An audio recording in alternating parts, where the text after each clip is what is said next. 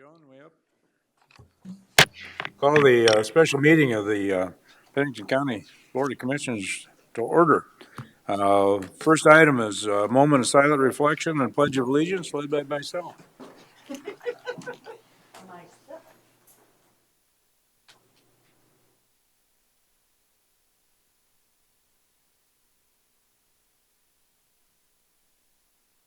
Thank you.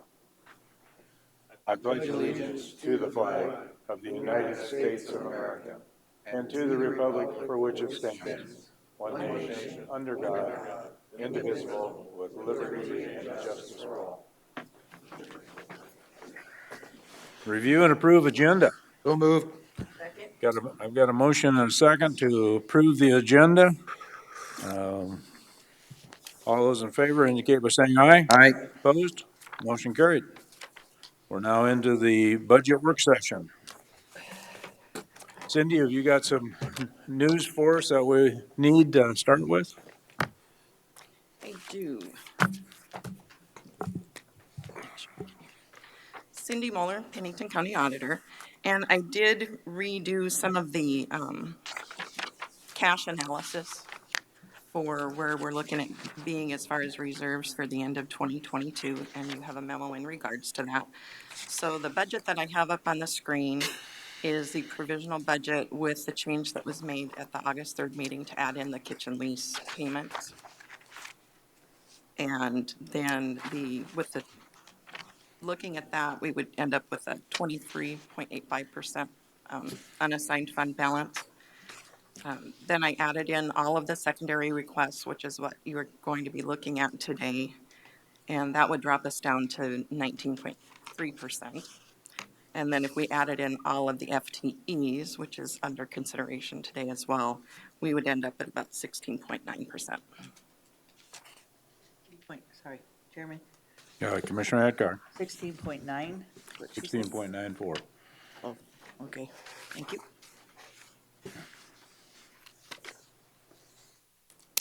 And just a reminder, if I remember correctly, our goal was to be at 20%. Is that what we? Our That goal is is correct. 20%, Yes. yes. At least 20%. So some of the departments were asked for additional information relative to their requests. And I guess my suggestion would be is we take each one of those that were requested, and I know that highway was requested. Joe, do you want to come up and talk about your request?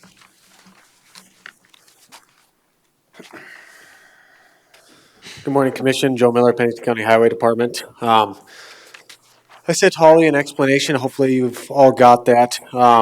Basically, kind of ranked it 1 through 4 there. Our motor graders are on the top of the list because those are simply an easy one-time expenditure that won't be a perpetual expenditure on the county. And they'll reduce the county's liability in the long term just that much more quickly. We are on a plan to get those replaced, but purchasing these 2 motor graders will simply expedite that and lessen our risk of a catastrophic failure. The 2 blades that these would replace are right around that 6,500, 7,000 hour mark currently. So they are in need, but again, it's just a simple one-time expenditure. Next up. So, Joe, I'll stop you right there. So as I read that, cost is 650, but you think you're going to get about 150 and So when we traded the blade in that we got this year, RDO gave us $92,000 for it. I put in a conservative number there of $75,000 a piece for both blades trade-in value. Lord knows what we'll get with the current used market. We may get more, we may get less. so the number we're really talking about is 500,000. Correct, More yes. closely. Okay, thank you. Go ahead. All right. Next up is an equipment storage building, design build in Rapid City. Currently, we've got several pieces of equipment that sit outside or sit in cold storage during the wintertime, during the cold January, February timeframes. We find that a piece of equipment sits and we go to use it. After it sits through those cold winters, a lot of times there's something that's, broke on it or whatnot. Having a climate controlled facility that we could store all these pieces of equipment in would also benefit the county in aiding in lessening those repairs. It would also allow all of our plow drivers to get into a nice warm vehicle, and we'd be able to respond that much quicker to emergencies and snow events. Estimated cost on that? Right now, I think it's pretty hard. I'm guessing around that $2 million mark. Mike Cool might be able to answer that a little bit better, but that would be my guess. Mr. Chair, Commissioner Roskinek? what would the size of that building be, Joe? We'd have to sit down and pencil it out. My guess is about 200 by 200. 40,000 square size. feet? What's that? 40,000 square feet? Because the Two million? What's that? And 2 million is. That would be my estimate, yes. Okay, sounds reasonable. Currently, we've got two buildings out there that I believe they're 60 by 50. So we'd basically be doubling the size of what we have now. So what would happen with those buildings? So the fairgrounds, John Kaiser has actually expressed interest in possibly relocating those buildings to the fairgrounds. They're in decent shape. There is some tin on them that would need to probably be replaced, but overall, structural wise, they are in very good shape. Okay. The next up, the Hill City. Are there any other questions on that? Go ahead. Okay. Next up is the Hill City shop and fuel system replacement. This needs to be done in the very near future. We would like to lower on our priority list simply because the one that we have there is functional. It doesn't necessarily meet our needs, but it meets our current needs, not necessarily our future needs. The fuel system there has actually passed its life expectancy, so we do need to do a master plan of the site just to make sure when we do replace that fuel system, we're putting it in the right spot. With that, is there any other questions on that? So would you replace the current underground with underground again, or? Yes, simply because that lot is so small. Fuel tanks do take up quite a bit of room if they're above ground. So depending on the cost, we would prefer to put them back underground. Any anticipation of any leaks in that current system? Not currently, no. Okay. And then last up is our FTE request.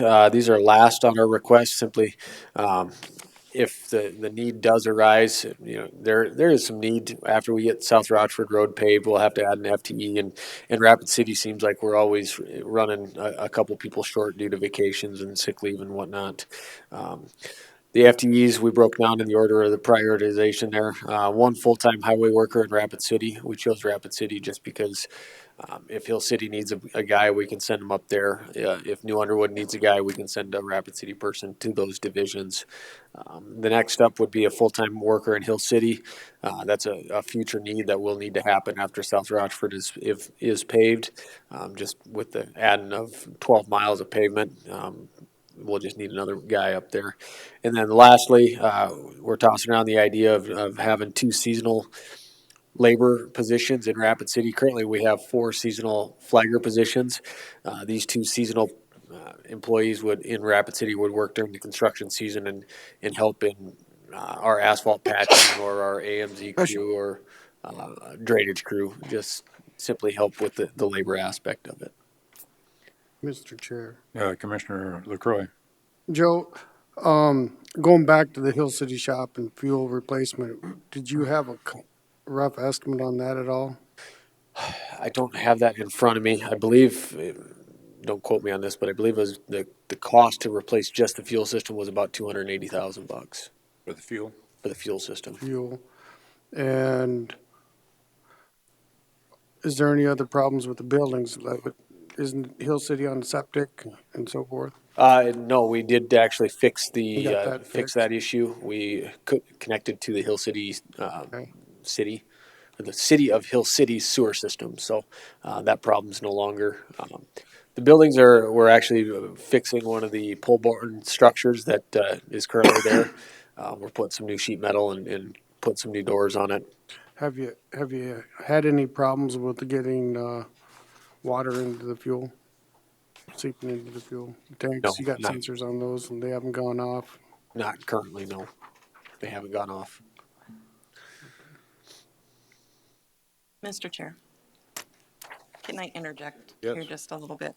On Joe's list here, the motor graders, the storage shed and rapid, then the Hill City shop and fuel, those could all be considered, and I believe they are on your one-time list, Yeah, which is not really part of the 2022 budget. So the only secondary item that's actually for the 2022 budget would be the FTE request. okay. There's a little confusion on that because I asked Holly about it and Yeah, I just believe that the one-time request of the $6 million that we've set aside really don't need to be part of the 2022 discussion because we need to sit down and go through those, prioritize them. And there is a possibility that we could do some of them yet in 2021 with a budget supplement. Okay, okay, So they don't need to be added to either budget at this time. okay. Joe, you need to fill in the rest of my information, though. Current Hill City shop is how big? I don't know the answer to that. Would If you I had to replace get- it with one larger, or? Yes, we would replace it with one larger, probably between 60 and 80,000 square feet, I would say. Mr. Chair, Commissioner Roskinek? my notes show the three new FTEs at 138,456, and the Hill City Shop Master Plan and Fuel System at 65, and then Rapid City Yard Cold Storage and Building Replacement, which I think includes Hill City too, Yes, at 4,710,000. yes. Okay. Yep. I forgot to bring that sheet with me. Thank you, Ron. Other questions of Joe?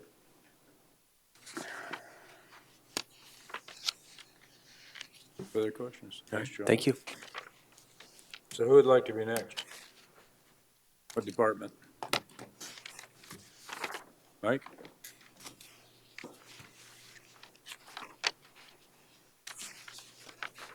Good morning, Mike Cool, Buildings and Grounds Director. Regarding comments on our budget, secondary budget requirements, they generally are about additional FTEs and some vehicle replacements. If you'd like, I can discuss the different positions we're looking at and talk through that. Mike, did we have an additional sheet on you? Or am I just not seeing something here? Should have a Okay, memo from me regarding secondary priorities. So, in order of priority, I was seeking a additional building technician, that we would be placed in the jail.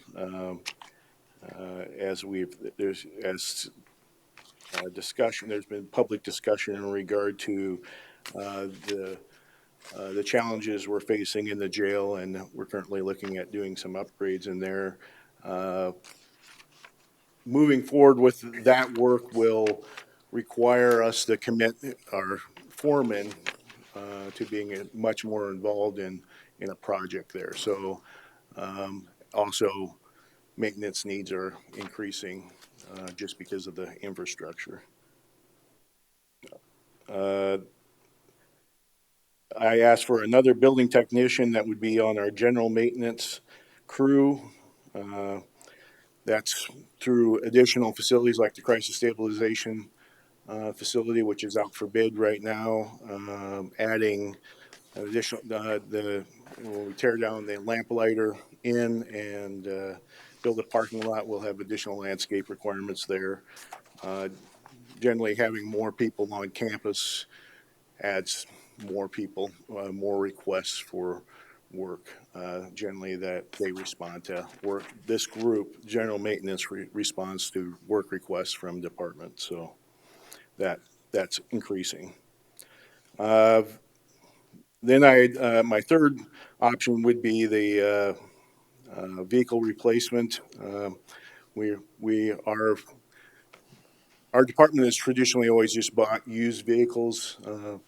That served us well, but we've also had a lot of used vehicles for quite a while now, and we need to start turning some of those over. So the next two priorities would have been vehicle replacements. And then I placed an HVAC mechanical foreman position last. Now, when at the beginning of 2020, our foreman in that position retired, and I did not replace him due to the pandemic. We've been able to make do with that base, utilizing our assistant director, kind of covering that role during this time, and I think we can continue to do that for some time. So my priorities would be going to the technicians versus the foreman. But as work continues, as our department evolves and transitions in the way that we're trying to handle maintenance, I believe that will have to change. One of the things we currently have an open FTE that we want to utilize for assisting with this new software that we're trying to implement, and I think that will aid in us putting off needing to hire that foreman slot back in for a period of time. With that, I'll stand for any questions. Okay, so so the work coordinator you're proposing to hire soon? I mean, We're still trying to get that system up and running.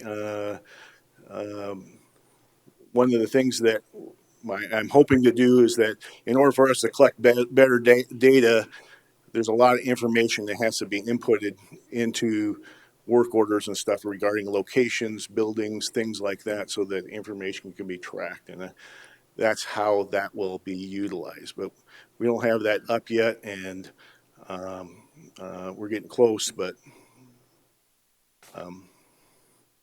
and hopefully hire that soon. okay, so do you have funds budgeted for 21 for that Yes. position? Okay. Yep. But you would need additional funds to continue funding it in 22 or not? We planned for it already in 2022. Okay, So.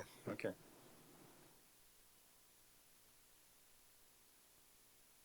Questions of Mike?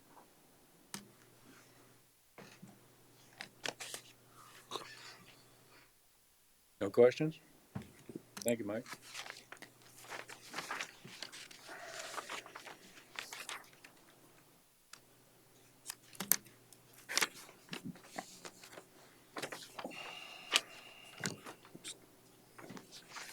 Like Mr. Vargo's ready. Mr. Vargo? Good morning, all. I've never known you to be bashful before, so. Neither you nor anyone else. Mark Vargo, State's Attorney. We were asked by, I think, through Commissioner LaCroix for some numbers about anticipated growth on the criminal side. I will tell you that when we ran these, it surprised even me. Like, I knew our caseload was ugly. I didn't realize just how ugly. Our 2017 to 2021 projected, and that's projected off of 6 months, so it's not like it's projected off a single month, is up 125%. We've more than doubled in 4 years the number of felonies that we're processing through the system.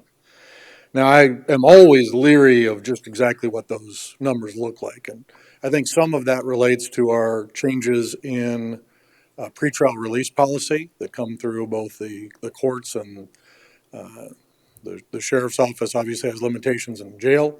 We've been stretching those limitations at times and trying to keep those jail numbers down. So we also ran them according to our victim advocates, because that gave us a much better idea of what it looks like in terms of crimes where they're actually victims. So one of the things that's happened probably more recently than happened in the past was people who gather 3, 4 cases before they actually plead guilty or are sentenced. They get a possession of controlled substance, they get out, they come back with a new possession of controlled substance. So some of those numbers are not unique individuals, which is why the system hasn't completely collapsed. But if you look at the property crime case numbers, on our felony side, we're up approximately 30%, and that's between January of 19 and June of 21. So that's a little bit more than 11% a year. And if you look at our VOCA and VAWA numbers, and those are our violent crimes and the most serious crimes, those between 2019 and 2020 were up 62%. Now, we can hope that the pandemic and some of those effects are not going to be quite as strong. I don't think we're going to go 60% a year in terms of violent crime rise, but it is absolutely clear that our numbers are extreme, and that's really before you take into account what planning and zoning has warned us about, which is an anticipated significant growth in population for Pennington County, which will invariably result in additional participants in the criminal justice system. It just kind of goes together. Population rises and at least crime overall numbers rise. It hopefully won't rise by percentage.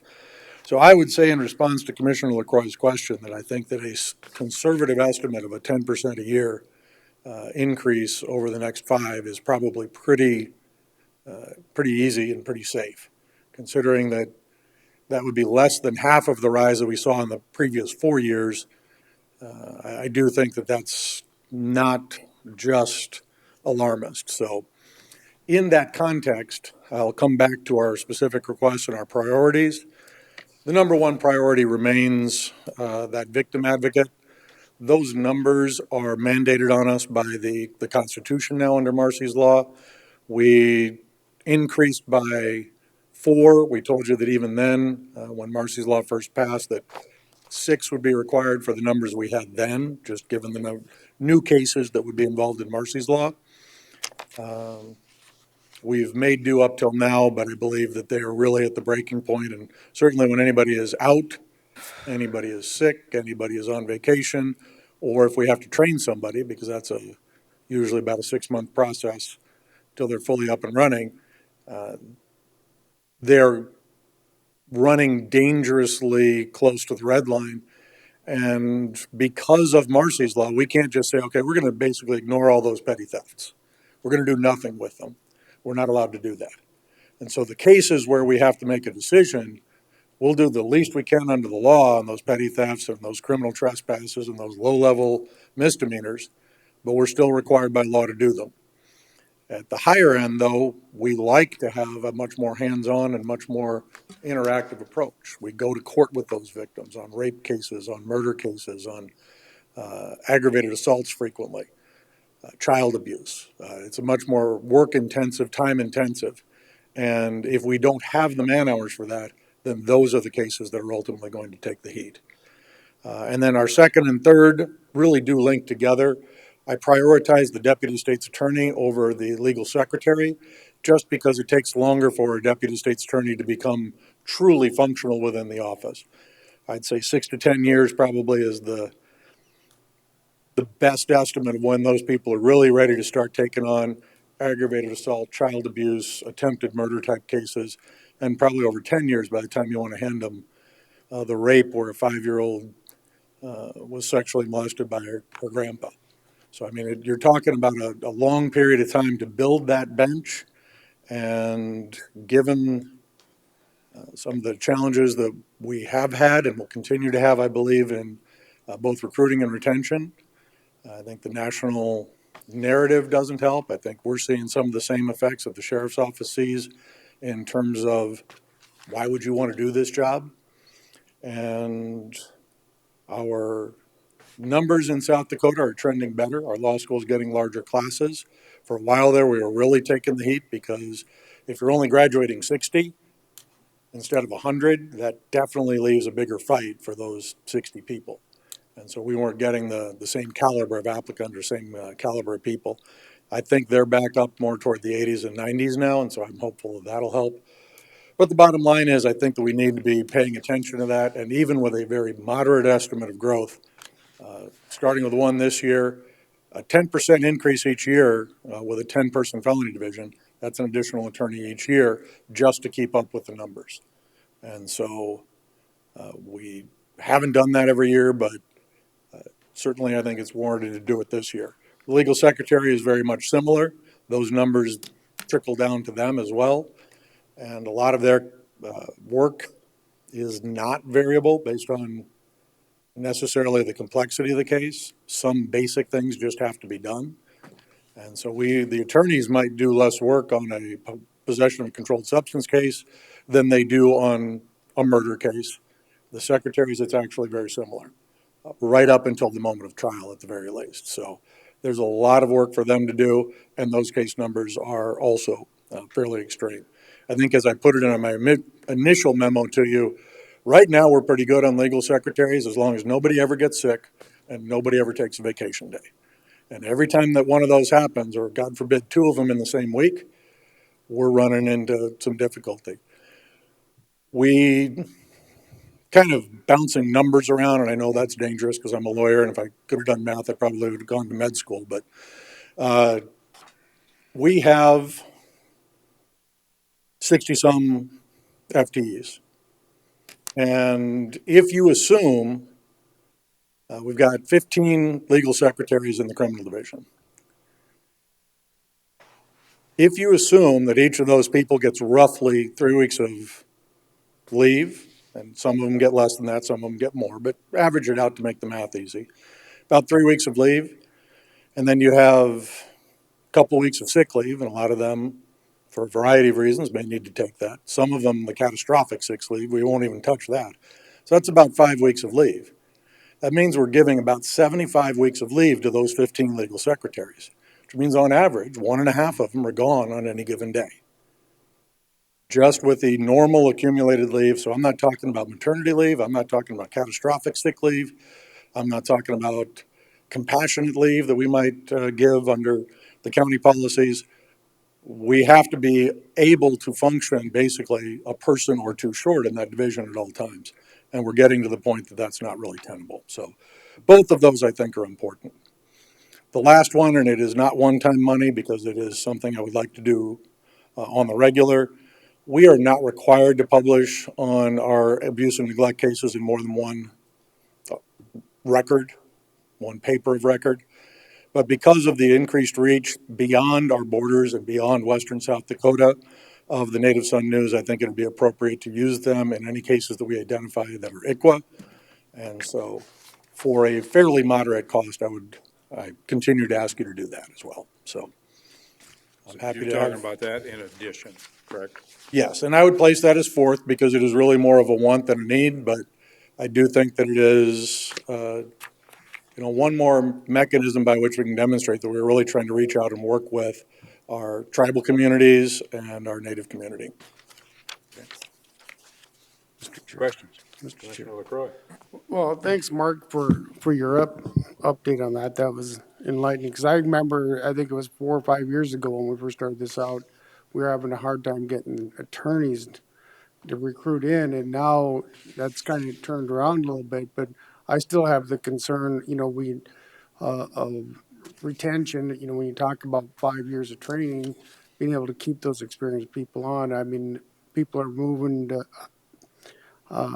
to Black Hills Energy. I know one from the city who went to Black Hills Energy already, and judges moving up to be judges and that type of thing. So I understand the training that we have to try and get to that point to get that experience. And I remember we added on some employees a couple of years ago because of that problem with your secretaries, just as you stated. So you're saying right now we're kind of like holding our own as far as being able to cover the sick and if you time it right, if everybody puts their requests in right, you can plan on. Yeah, if we could plan our sick leave a little better, that would be helpful. I don't think that's likely to happen. Okay. And the only other thing I'd have to say, on our budget sheet, the operational stuff that's in blue, I think those are pretty much automatic for us. I think we should have been put into the budget, not brought to us. I mean, those are operational.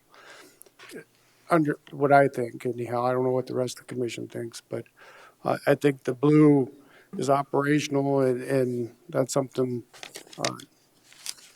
that should have been already included. But I just want to thank you for your insight because I've out in the community I've heard I'm on a lot of different groups that we've been having the increase in the violent crimes and things are happening and that's why I kind of asked, what do you guys think's going on? Because it's just really starting to get kind of ugly in some places. So I had concerns.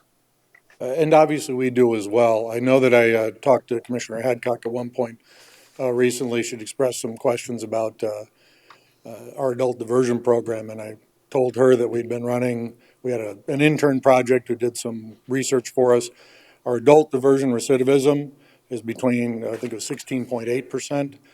For the people who are similarly situated who didn't go through diversion, that recidivism rate was roughly 50%.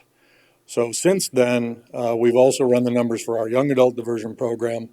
Depending on exactly, we have some subsets there, but they all run between 16 and 17% in terms of recidivism over that first year.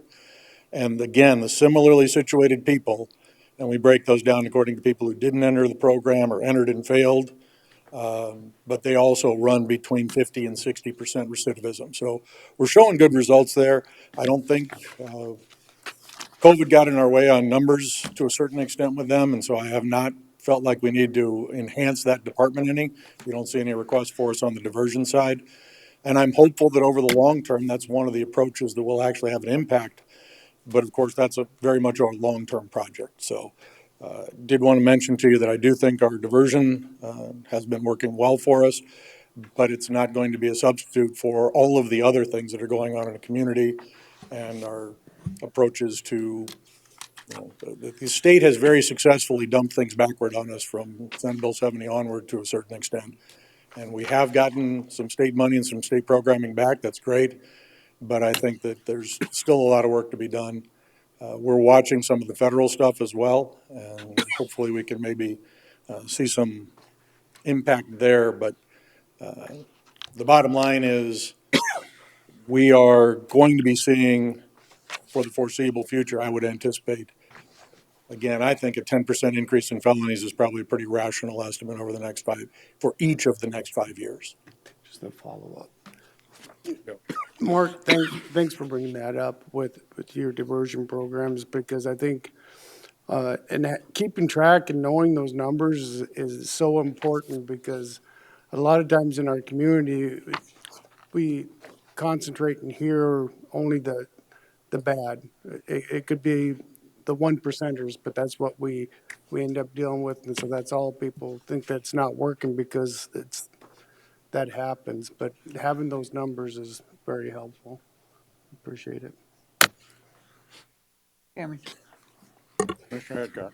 So just a couple questions. I've asked Barry this before too. So the costs of keeping someone in jail and not diverting them out, what's the difference?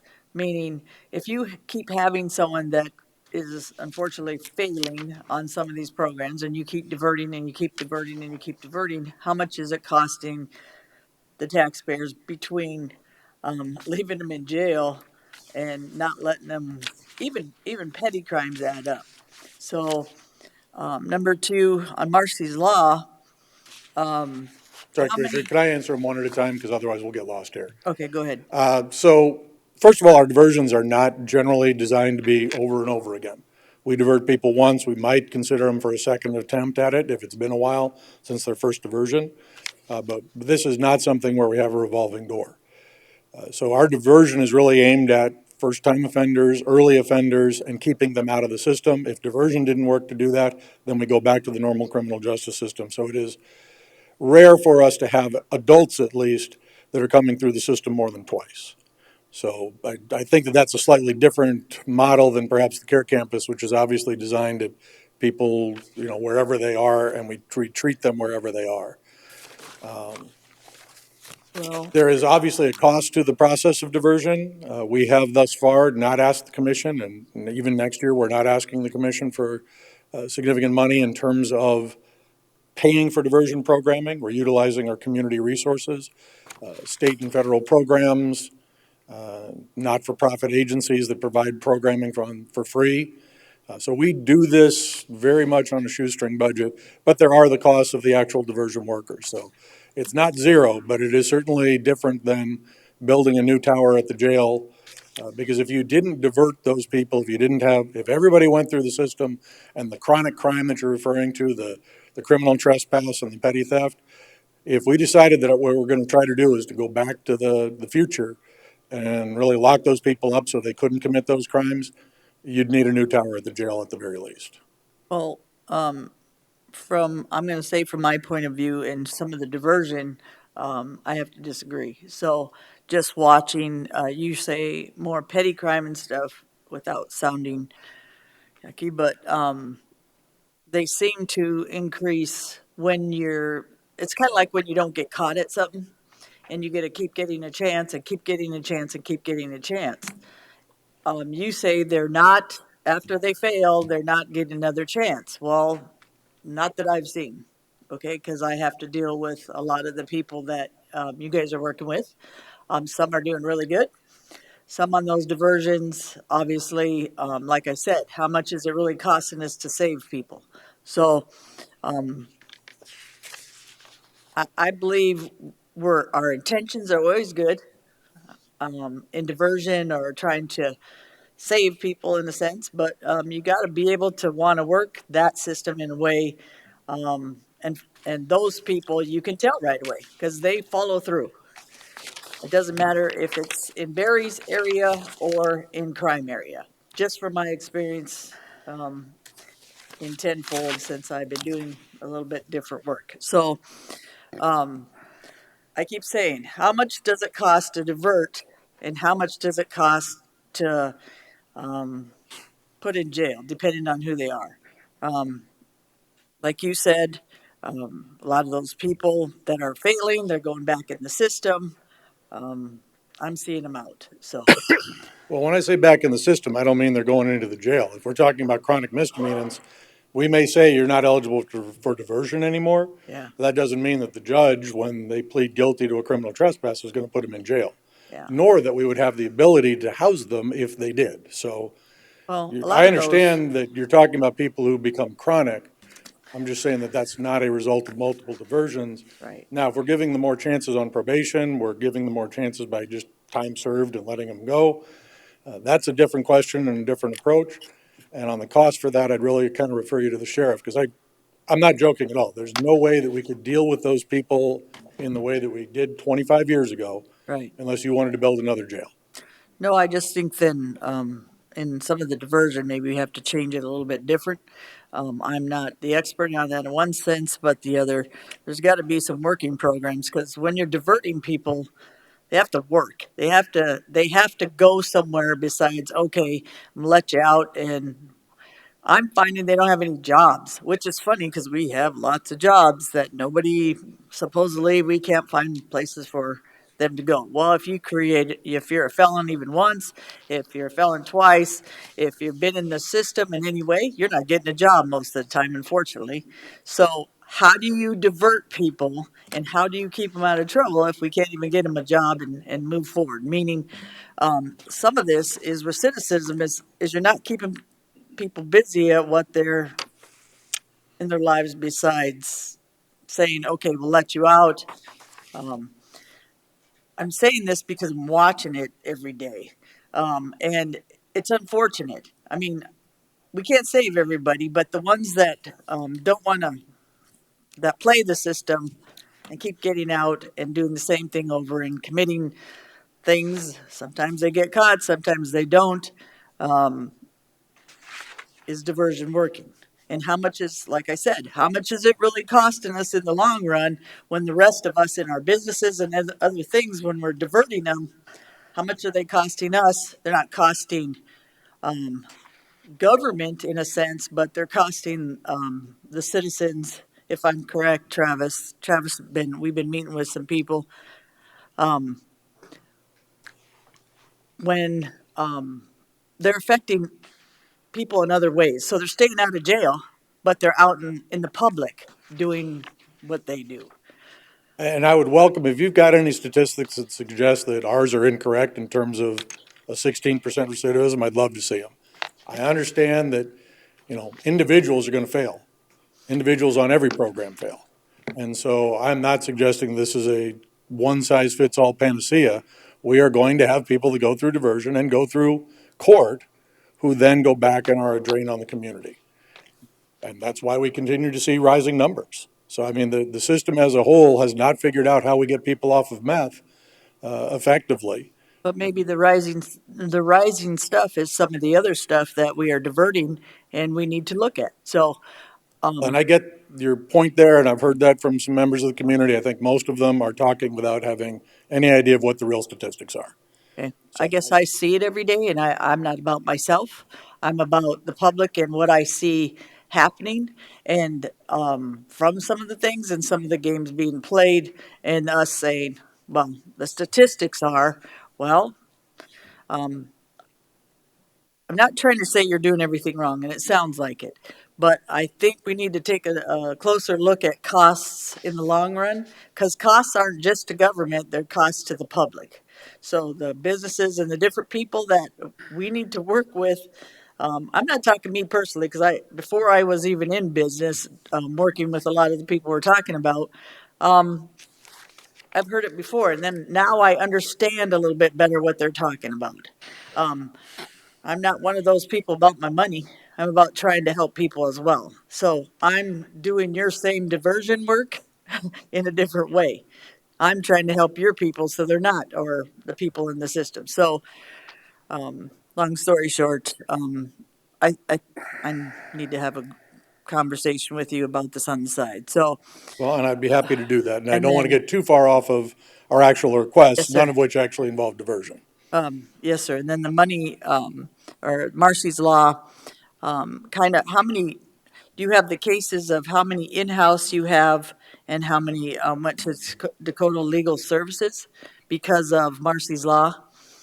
Meaning, when people have those conflicts a lot, how many are we keeping in-house and prosecuting ourselves, and how many are we passing off? Those are defense cases, and that doesn't have to do with Marcy's Law. Marcy's Law relates to the victim services, to the victim side of things. Right. So when Eric has a conflict, that's when some things go over to Dakota Plains or to privately appointed attorneys or court-appointed attorneys. Okay, As far as Marcy's Law, what it is a requirement that the state's attorney's office right, provide particular services to victims. And as I said, even with the numbers that we were facing when Marcy's Law passed, right, we told you that to do that, we would probably, if we just multiplied it out, it would be 6 people. We asked for 4 at the time. right, I think you were still already on the commission, and so you remember that yes, kind of being we had from November 3rd to November 11th or whatever it was to try to get up and running. right. So, And we managed to do it. Our numbers have risen to such an extent since then, and we have not asked for another victim advocate since those 4. So we're asking for one now because those numbers have just gotten out of hand. And we're losing some of the functionality at the very most important cases. It's exactly the opposite of what the Marcy's Law people say they wanted. It's what we warned them would happen, that we were going to be spending time and effort on misdemeanors and low-level felonies instead of high-level felonies. But the bottom line is it's in the Constitution, so I can be against it, but I can't ignore it. so I'm saying in-house on Marcy's Law, whether it be your department or Eric's department, how many are kept in-house and how many are referred to Dakota Plains? All of our cases are kept in-house. Marcy's Law does not, I don't send anything. So when you have a conflict, you have 6 people. How many people are because they can't be defended by us because they are related? I'll leave that to Eric to answer. I don't Okay. know what his conflict numbers are like. Well, I thought the state's attorney was passing some of the higher risk people to Dakota Plains now too. Those people get appointed instead of the public defender's office, so Dakota Plains is now saying we'll take higher level cases. Right. My office prosecutes all of those cases. We prosecute them whether they're private attorneys hired by the defendant, court-appointed attorneys, Dakota Plains, or the public defender's office. So they don't So I don't defend. keep stats of which ones we're up against and which percentage of cases. So they don't defend your cases. You don't pass any Dakota Plains No. to defend. No.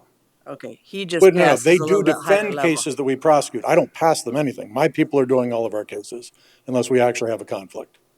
Yeah, That's what I'm saying. that So con- do you have conflicts where you pass it to Dakota Plains No, in we have your department? we have rare individual conflicts where, let's say, a secretary got arrested or one of my attorney's kids gets arrested. We would have somebody come in from outside, usually John Fitzgerald up in Lawrence County, Michelle Bordewick in Meade County, Tracy Kelly in Custer County. They do our conflicts, but we probably have 2 or 3 of those at a time, like 2 or 3 cases at a time.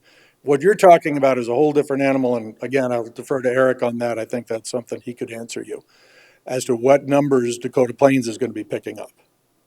So when people were involved in murder cases, you don't pass them off to Dakota Plains? no, Deb, that's all PDO. That, Huh. I know what you're talking about, but that's Eric's deal, and he can explain that when he gets up. Okay, Mark keeps all his in-house, but I know what you're talking about with Dakota Plains and stuff, but that has to do with the public defender's office. right. I guess So I that has mis- nothing to do with our victim advocates or anything. I We would have a misunderstood. victim advocate, whether Eric's representing them, whether Dakota Plains is representing them, or whether they hire their own lawyer. Yeah, I guess then when I was visiting with Dakota Plains, I misunderstood them. yeah. Well, They're taking some heat off of Eric's office, Yes. hopefully. yes. And certainly taking some heat off of the commission in terms of the cost of court-appointed attorneys, which are probably the least efficient way for us to pay for legal counsel. So if Dakota Plains takes more, then Judge Fifley doesn't have to appoint individual court-appointed attorneys as often, and hopefully that saves the county some money. Right. Okay, thank you. Further questions, Mark? Mr. Chairman? Commissioner Lassiter? Mark, if you have the number, or if you can get it for me if you don't have it, what's your case number for the year versus your unique individuals that are, you kind of, you kind of talked about it just a little bit ago, and I get it, you might have one individual that's got 4 cases against them or something that is. So my question is, what's your case number versus your unique individuals? I don't have that. I'm not 100% sure whether we can run it. I think we could pull them up and count them, but I think that might be what it basically takes. And even then, you'd only be getting a snapshot in time. So I might be able to tell you of so let's say on my Voca-Vawa numbers that I gave you. I'm just using those as an example. In 2020, we had 2,600 of those. We might be able to say that at the moment, we have, let's just pick a number. Let's say we have 500 open Voca-Vawa cases right now. I might be able to say that those represent 420 unique individuals. But I don't think that we can go back and just run from our Zerker platform for previous years of our prosecuted cases, how many unique individuals there were. Okay. But I will try. So if I can, I will give it to you. If I can't, but I'm just warning you, I don't think that's possible. Further questions, the state's attorney? Thank you, Mark. Thank you, Mr. Chair. Eric, you might as well be next.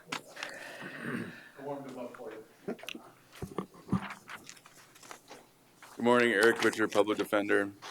Let me just maybe start by talking about my priorities that should have came over in an email to Holly from our office. And, what I've asked the commission is for the ability to start a satellite office that would focus on abuse and neglect cases and as well as juvenile cases. The reason being is we are simply out of space in our current office.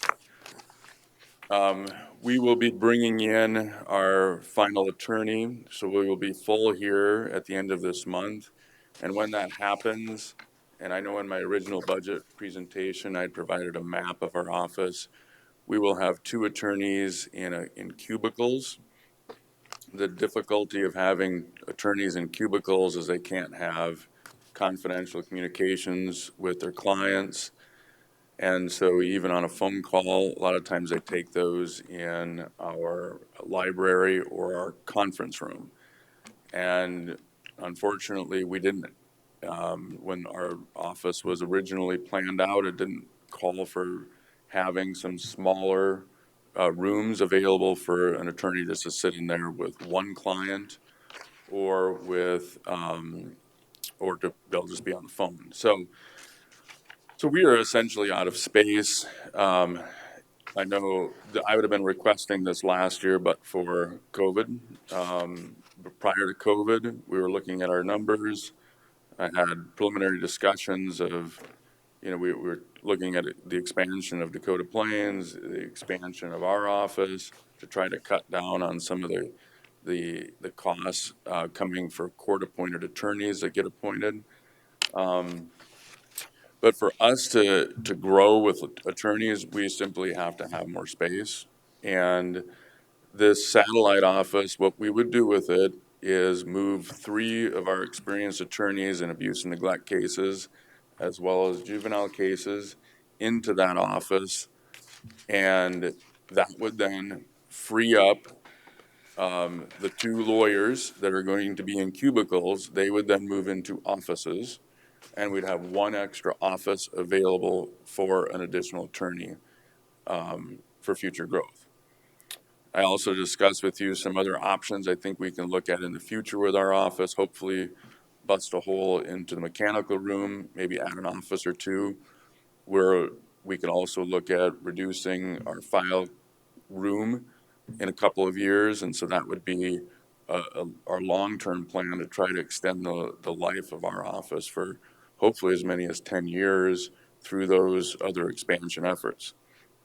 So from a priority standpoint, I can't start that office without a staff for it. And so I provided, several options in when the commission had requested just sort of where's your list on your priority is to start that, preferably would include a legal secretary, a social worker, and a staff assistant. We could also do it, I think, with a legal secretary and a social worker. And so that is at option 3, or what which would be approximately $145,000. So that doesn't include an attorney, because the attorneys would go with that office. And which leads me then to the discussion about what Commissioner LaCroix had asked is what's going to happen in the future. I don't have a crystal ball, but I did provide again my case assignment projections, and that's graphed out for you, and that's in that attachment A that I just sent to Holly. So, you can start with 2017, where we had 6186 for case assignments that year. In 2018, we went to 6,371. 2019, we went to 6,637. And then the pandemic happened, and in 2020, we went to 5,298. So, a 1,300 number reduction in 1 year. This year, in 2021, I had estimated we were going to get about 6,100. We've had just under 3,000 as of June 30th, so at the 6-month mark. We're just below that number. So we're going to come in probably between 6,000 and 6,100, depending on how the rest of August goes. It's always a busy month for us. Usually we get a little relief come November and sometimes in October as well. Then, so what's going to happen in the future? In 2022, my best estimate is, policing policies are going to probably go back to normal. I think human behavior probably didn't change dramatically during the pandemic. It may have a little, but a lot of what drives arrests is stops, and the Rapid City Police Department primarily changed some of their policing tactics during the pandemic. They didn't make as many traffic stops as they did before, and what that that just impacts numbers. So when, and then my expectation in 2023 is we'll probably be about 7,000. The numbers that are in black that are above those case numbers are how many attorneys it would take to, defense counsel it would take to manage those cases. As I've explained before, those numbers on the defense side, it's sort of helpful that we've got real standards that American Bar Association has published. So how many cases any one given attorney should accept in a given year. So what, as you can see, like in 2021, we would expect under those ABA standards, it'd be 23. What I've always found is, you know, and they always say you can have local, you know, adjustments to these things depending upon practice, et cetera, is 10% below that is what's really, that's about what works for my office. So in other words, or I can run 20 or 10% above that is probably a better way to say that, I don't know. But I can handle what should be 23 lawyers with 21 lawyers just fine. So once we get over that, that's when when things start to break down, where clients say, I can't talk to my lawyer. I have lawyers say, I can't handle what I've got. And we start to have those complaints from all sides. So once you start getting over that number, but we can always run a little bit hot of what the ABA standards are, in my experience. So my best guess is we're going to need 25 lawyers next year, especially if those are in felony cases. And so one attorney that handles mostly misdemeanor cases, they handle 500 cases a year. I mean, they just do between class 1s and class 2s. It's a lot. But you just can't give 500 felony cases to one lawyer. You just, it'd be just wrong. And so that's it'd be unethical. And so what we try to guard against is if we have more assignments than we can accept, then we move to withdraw out of those cases. And when those are going to get assigned to a private attorney, you can always figure the most bang for your buck is the biggest office you can have. You just gain efficiencies through size. So we can handle on average a case between $400 and $500 as an office, as a public defender's office. Dakota Plains isn't going to be able to hit that efficiency. It's going to be $600 a case. And then once it goes to a private attorney, it's over $1,000 a case and growing. That number is going to continue to grow. So, so once we need to get out of more than 50 cases in a year, you can see that then now you need to start having a conversation. Should you try to hire another public defender to manage those cases? So that's sort of where the state of our office is right now. I think as far as numbers go, and I had from Commissioner LaCroix's request, you know, I kind of gave a breakdown of where we've been.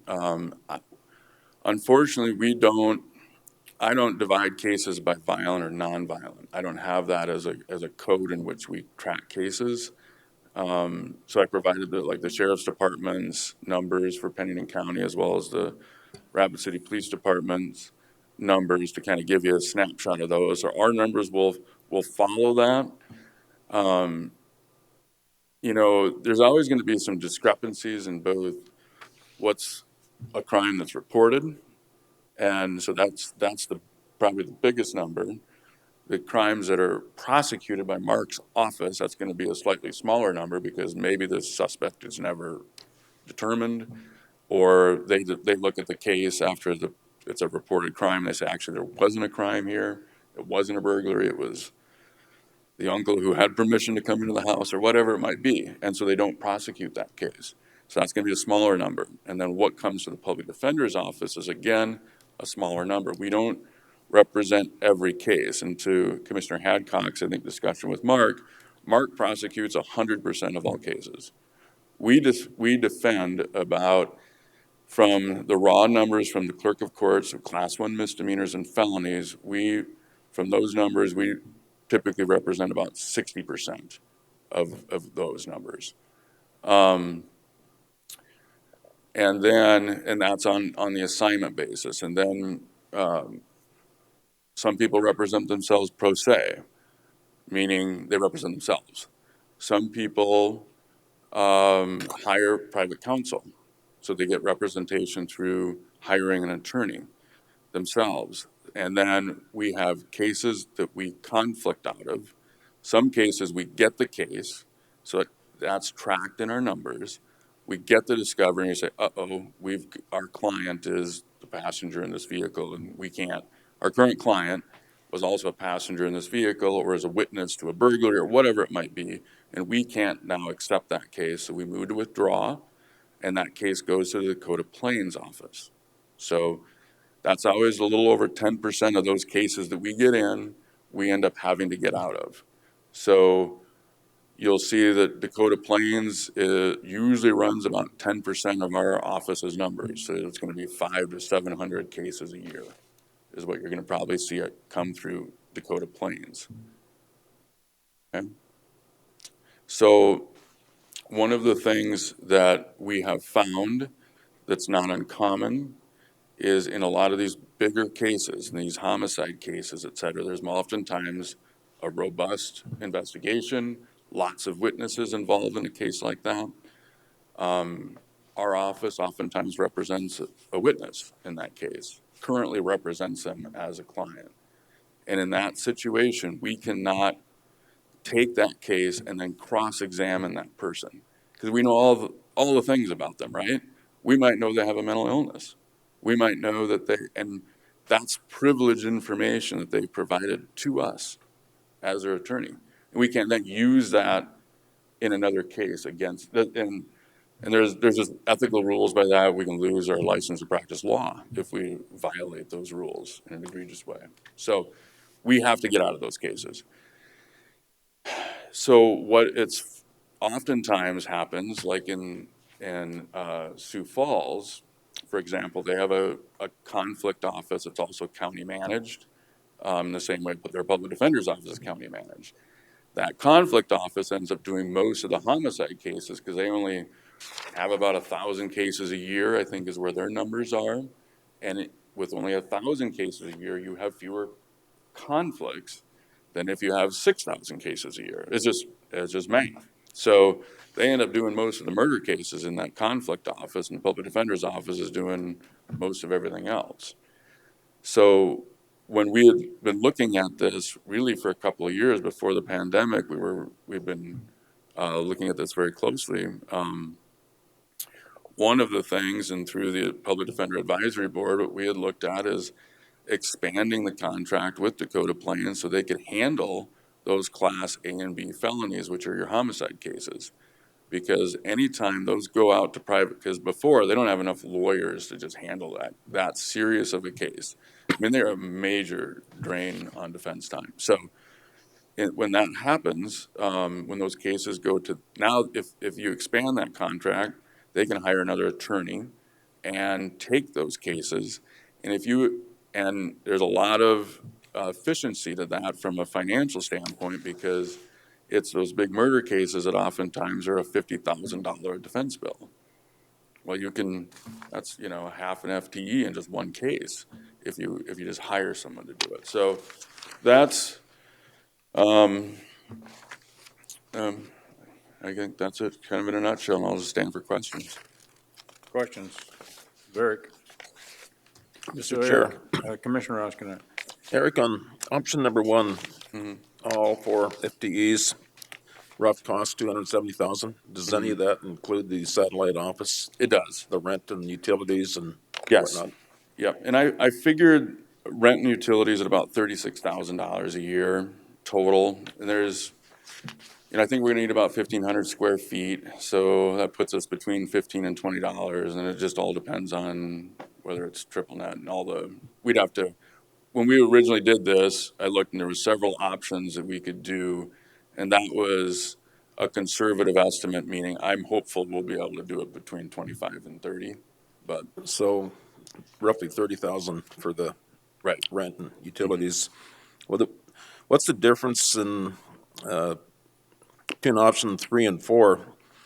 So the legal secretary, social worker, satellite office is 145,000, and then option 4, just the social worker is 46, so there's about $100,000 difference there. And So that's, you know, I'm hopeful.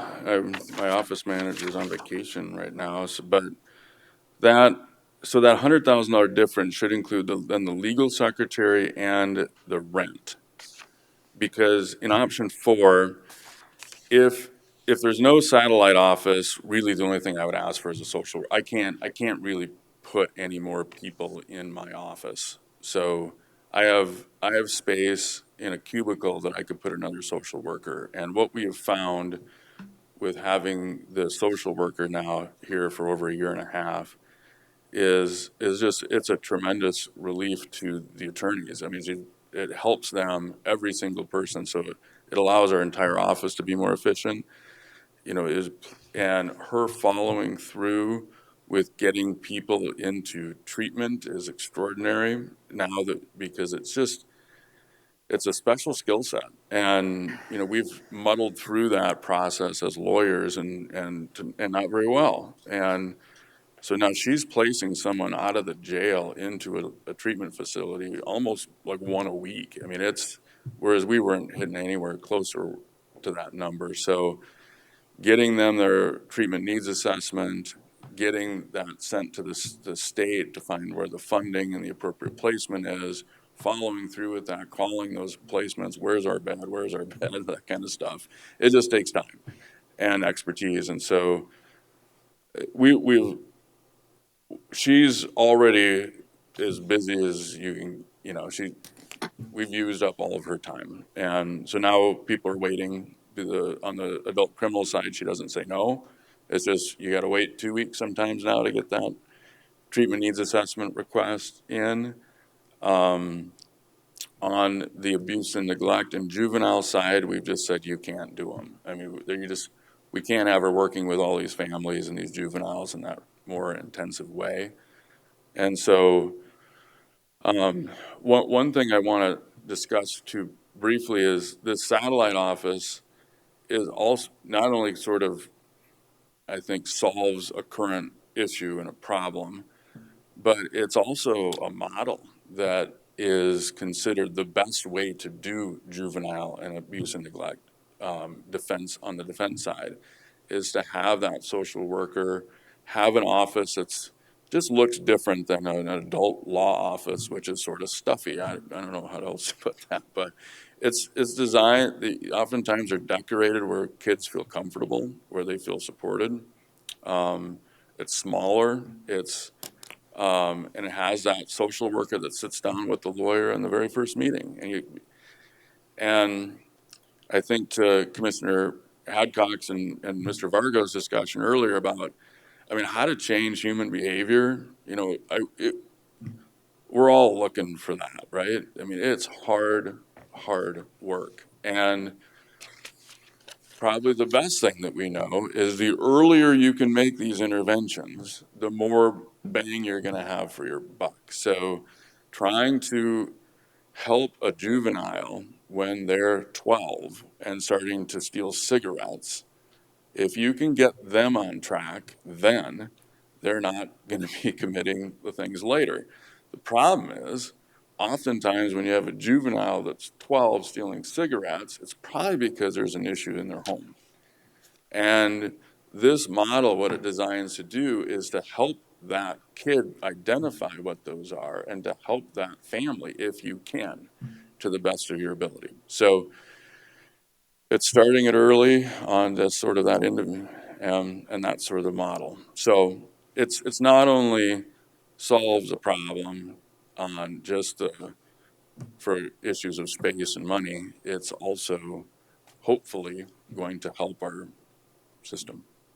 so does that, option number 1, the 270s, would that include any equipment that you would need, like copiers and whatnot? It does, but also, a lot of that, I think I can just do, I had a small build out, but a lot of this, we're gonna be able to do through our main office too. So we've got that budget, I think that we can support, other than some desks. Then, other than that, and desks and computers, and beyond that, we should be able to really support the rest of it. So, I think under our current contract we can expand that. Oftentimes it's less money if you had a copy. It's kind of funny how they work. But anyhow, we're comfortable with, we'll be able to do everything else through that. Thank you. Yep. Further questions of Eric? Chairman, Commissioner Adcock? couple of things. So you said the cases in like Marcy's Law or even at your office are only 10% at the Dakota Plains then? That you would defer to them? It's about that number, yeah. Okay. Yep. And, I guess I'm gonna be up straight. I still don't believe social workers should be in your system. I think there's enough in the system. We have the care campus, we have our system, in general, that I think handles that. I don't think we need it in, state's attorney's or, public defender's office. I think, there's a lot of people that do that, have done it for years, and, I guess I just never agreed with that, so I'm gonna be up straight on that.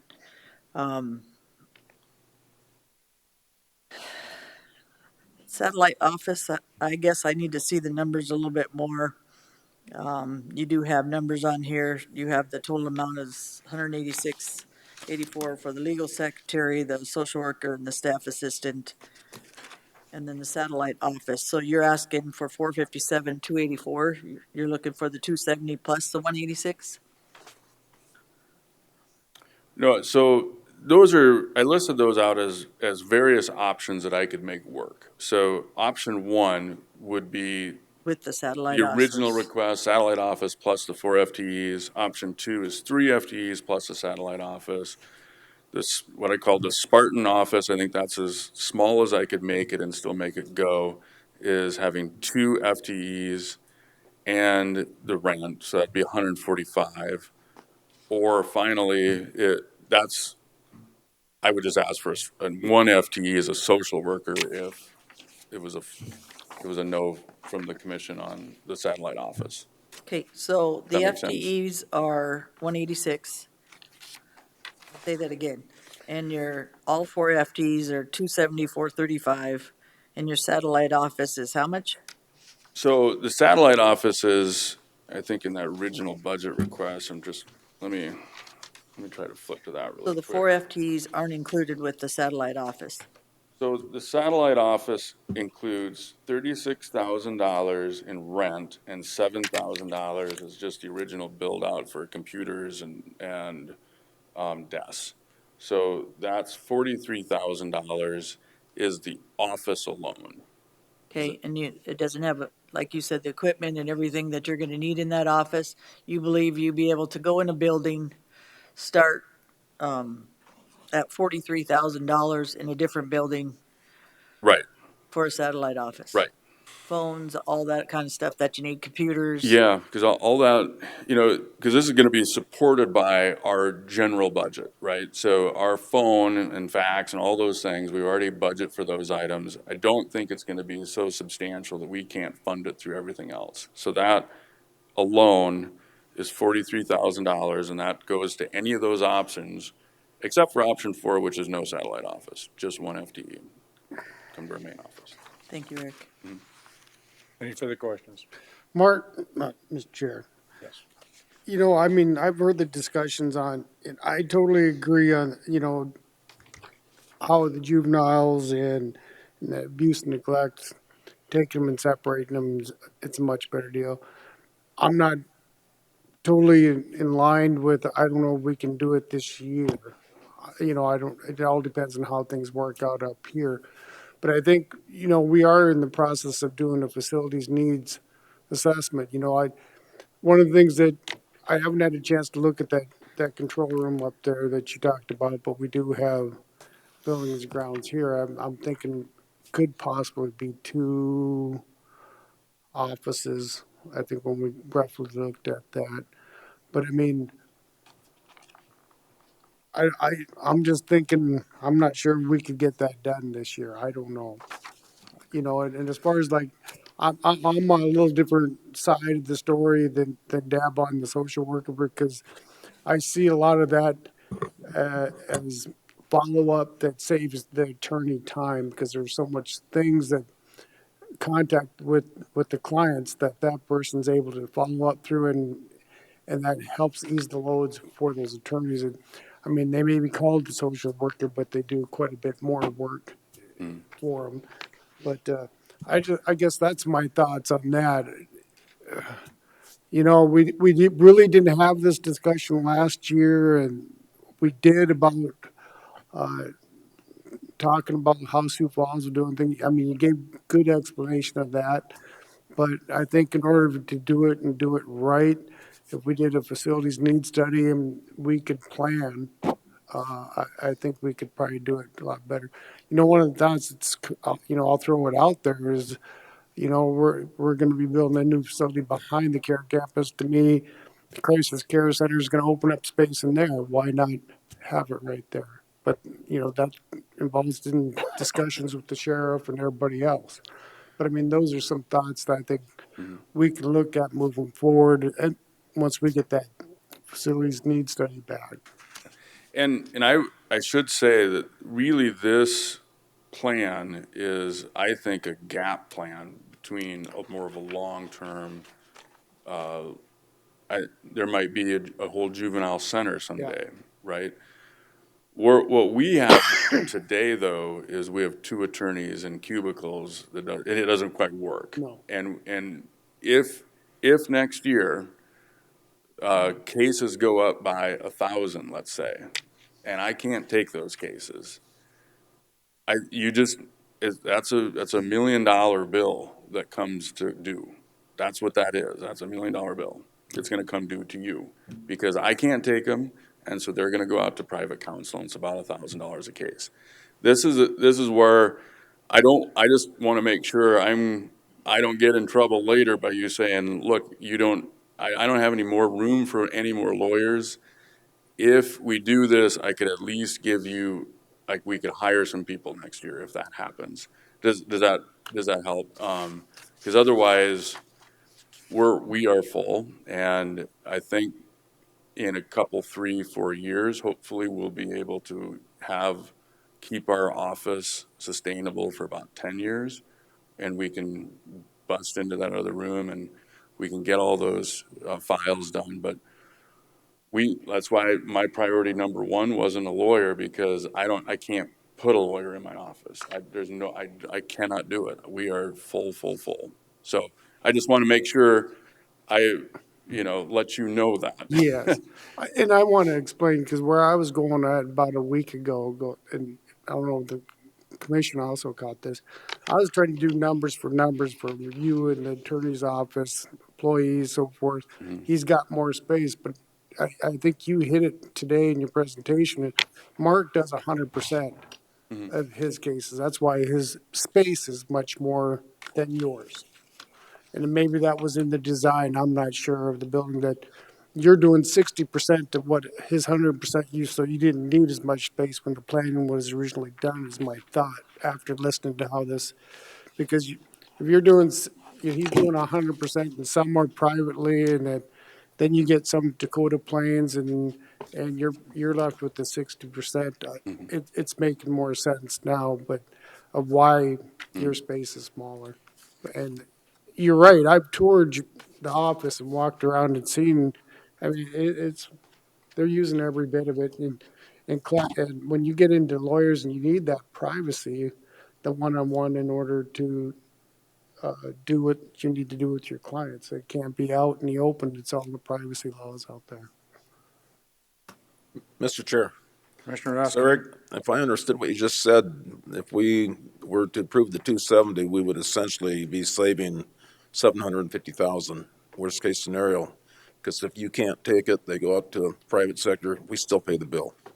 So, yeah, you do. You still pay the bill. So what that would allow is for me to hire more lawyers, because then I'd have a free office space. I can then go back and use the two high-walled cubicles I'm using now under an emergency plan. So it's a money savings to the county. Right. It's one way to look at it. Yeah, I mean, if the numbers go like that, and then if they don't, I don't need to add a lawyer, right? So I think it's coming, and I just want us to be somewhat prepared for that before we get our, yeah. Further questions? Thank you, Eric. Thank you, Rick. So do we have members of the County Fire Service Board here? Oh, I'm sorry, Kevin, come ahead. If you don't mind, mine's really short, Yeah, just that's one item, and I need to run off to another meeting, but on May 10th, we gave you a memo talking about upgrading our radios to be what they call P25 compliant. So this is under the one-time request. We have no extra FTE or operational requests. And that price was $346,000. We updated the quote through Motorola 5 days ago, and it now sits at $371,166.48. So 371,166.48. So just keep that on your radar. That would be our one-time request. You have the memo on that from before explaining why the system's going to be obsolete when they change it next year. So we need to be compliant. Between us and search and rescue, we've already spent close to $663,000, trying to get compliant.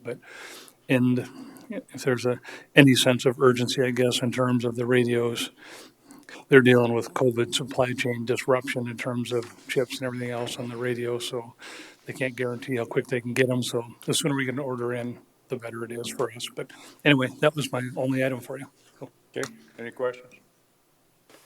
Thanks, Kevin. thank you. Appreciate it.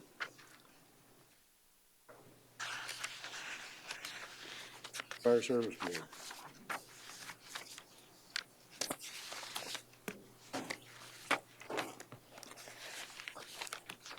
Good morning. I think it's still morning, Commissioners. Caleb Dustman, Pennington County Fire Service Board. I'm going to go ahead and ask my Vice Chair, Charles Maud, to come up here. That way we both can field questions. So I guess we'll start off with any questions for us on our, on our secondary budget request. We'll start there. For your request from non-assignment, signing, isn't it? Yes, it would be. So it's not secondary, it's from Yeah, it's not secondary. It would be, again, looking at that one-time funding. Yeah. So it really has nothing to do with the 2022 budget that we're discussing today. Correct. Chairman, Commissioner Adcock. on some of this, I know we're waiting and we're figuring out our first part of our budget, but it also, not just for these guys, but from some of the other projects that we might move forward on. People want to know if we're moving forward, meaning that makes them so their architectural and some of their stuff that they can get done and moving forward, because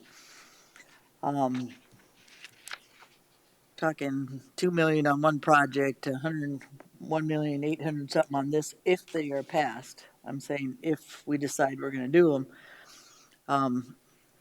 I think it's a good time to start moving some of that forward that people need to get done. So, I don't know when we decide to do that. If we just decide we're doing our this today, I don't know what is the goal, Chairman, of how we're doing this, meaning how we're doing our budget and deciding on secondary and stuff. Well, I think that as we left the last meeting, my understanding is that we had questions of some departments to come in and Yes, sir. respond to today. Yes, sir. And then we would start dealing with the actual issues. Okay. So, So today, the issues are going to be the FTEs and the operational on that first part. Is that the issue? And then we're not deciding on the CRF funds today?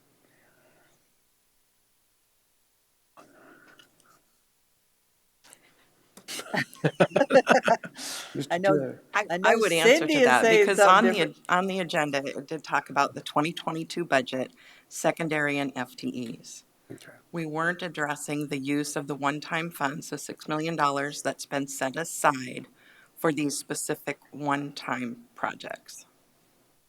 So So without- even though we may be hearing about one-time projects, A lot. as far as an explanation is concerned, Right. so. So, Miss Cindy, so if we're deciding the first part of the budget, I understand, but we also should figure out, I believe, from the one-time funding, if we're using some of that, and maybe we have to find out the first part on the FTEs, is that why you're going in that direction, to see where we might be needing some of that 6 million to balance our reserves or something? Because I'm not getting, No, without trying to be rude, why we're not moving forward on that, the CRF funds. I think that's a completely separate discussion. And yes, there does need to be a meeting to sit down and prioritize those needs to use the one-time funding for. I guess But that's the what I, purpose today was to work towards the finalization and the actual budget hearing on September 7th of the 2022 budget.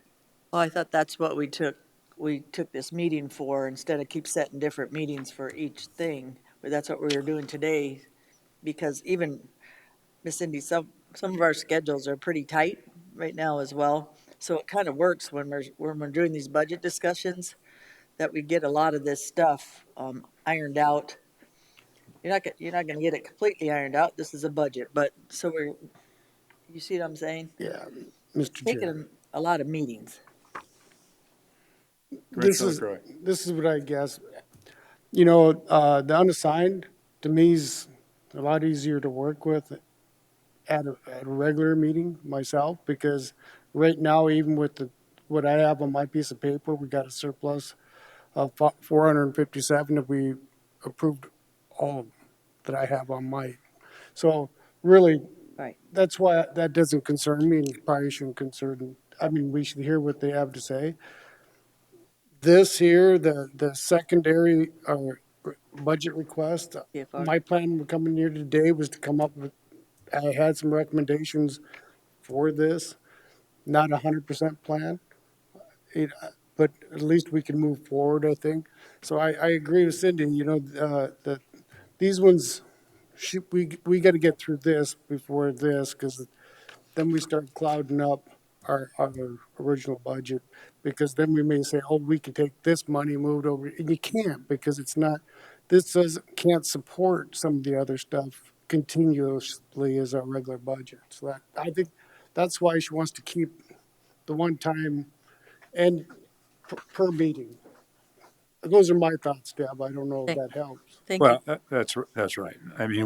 What we need to be looking at is sustainability for going Yeah. in the future. And any one-time monies, just need to be considered separate and as such, one-time dollars. Commissioner, or Chairman, I understood that, because you do have secondary, and for me, going forward, it's all about the operational, meaning, is it sustainable? And, at this point, there's an operation and then there's FTE. Operational is sustainable to me, FTE is not, for increasing budgets over the years, so I get that. But I also understand if you're doing operational, that it wouldn't have been a bad idea to at least vote on some of these things, maybe not all the things on secondary that we know we might be doing, and then have a discussion on prioritizing the ones that we had left in order, where we wanted to move that money. You know what I mean? If we wanted to leave it in our, what am I trying to say? Okay, I'm brain dead all of a sudden. Our extra money pot. So that's an extra money pot. That's not what it's called. Sorry, I'm getting The unassigned, is that what you're talking? no, not interest. Your reserves. Reserve. Jesus. Oh, okay. I don't know why I can think of that name right now. Anyway, you see what I'm saying? So all of this kind of comes together in a piece in my brain. Maybe I think different. We already know that. I'm thinking more ahead of where we're going. So, I think that's gonna start affecting that 6 million, depending on where we go with the, regular budget or the 2022 budget. So that's my opinion. I think you're gonna be having, and we always have had to watch the numbers and where we're going with those numbers in order to make things work with that budget and what's gonna happen with that 6 million. That's just my opinion. Mr. Chair. Yes, Cindy. Commissioner Hepcock, that's why we specifically, or believe it was Commissioner LaCroy that made the motion to set that $6 million aside for the one-time funding, so it wouldn't get mixed in to the budget in 2022. Right. So it will be there, so that we can go back and look and prioritize these needs. Thank you, Miss Cindy. So, question of the fire service board. You got to see it. Okay, so you saw what our discussion was previous, and that was basically not funding Silver City at the present time until at least land was Correct. acquired for that. We also talked about $500,000 for each location, which is definitely not a firm number, but if we did that, how would you raise the remainder of the funding that you feel that you need? Well, you want to speak, Charles? I can. Yep. Charles has got it. Just identify yourself. Yep, Charles Maud, I'm from the Scenic Department, and we've been kind of out in the lead on this, putting this building project together. We've been off and on this project since sometime in December. And the most recent numbers we pulled together were going to be about 475,000, and that is no cushion at all, figured into that number. And that's just kind of a shell of a building. And just having conversations with the departments that are all listed, there's Quinn, Wasta, even Silver City, that there's going to be some additional outside sources of funding, whether it be Forest Service funding, grants, whatever we can land to go ahead and finish these buildings to what we need in our departments. And but at this point, heated, insulated building is more than we have in some cases. So that'd be a huge start. Okay. Mr. Chair.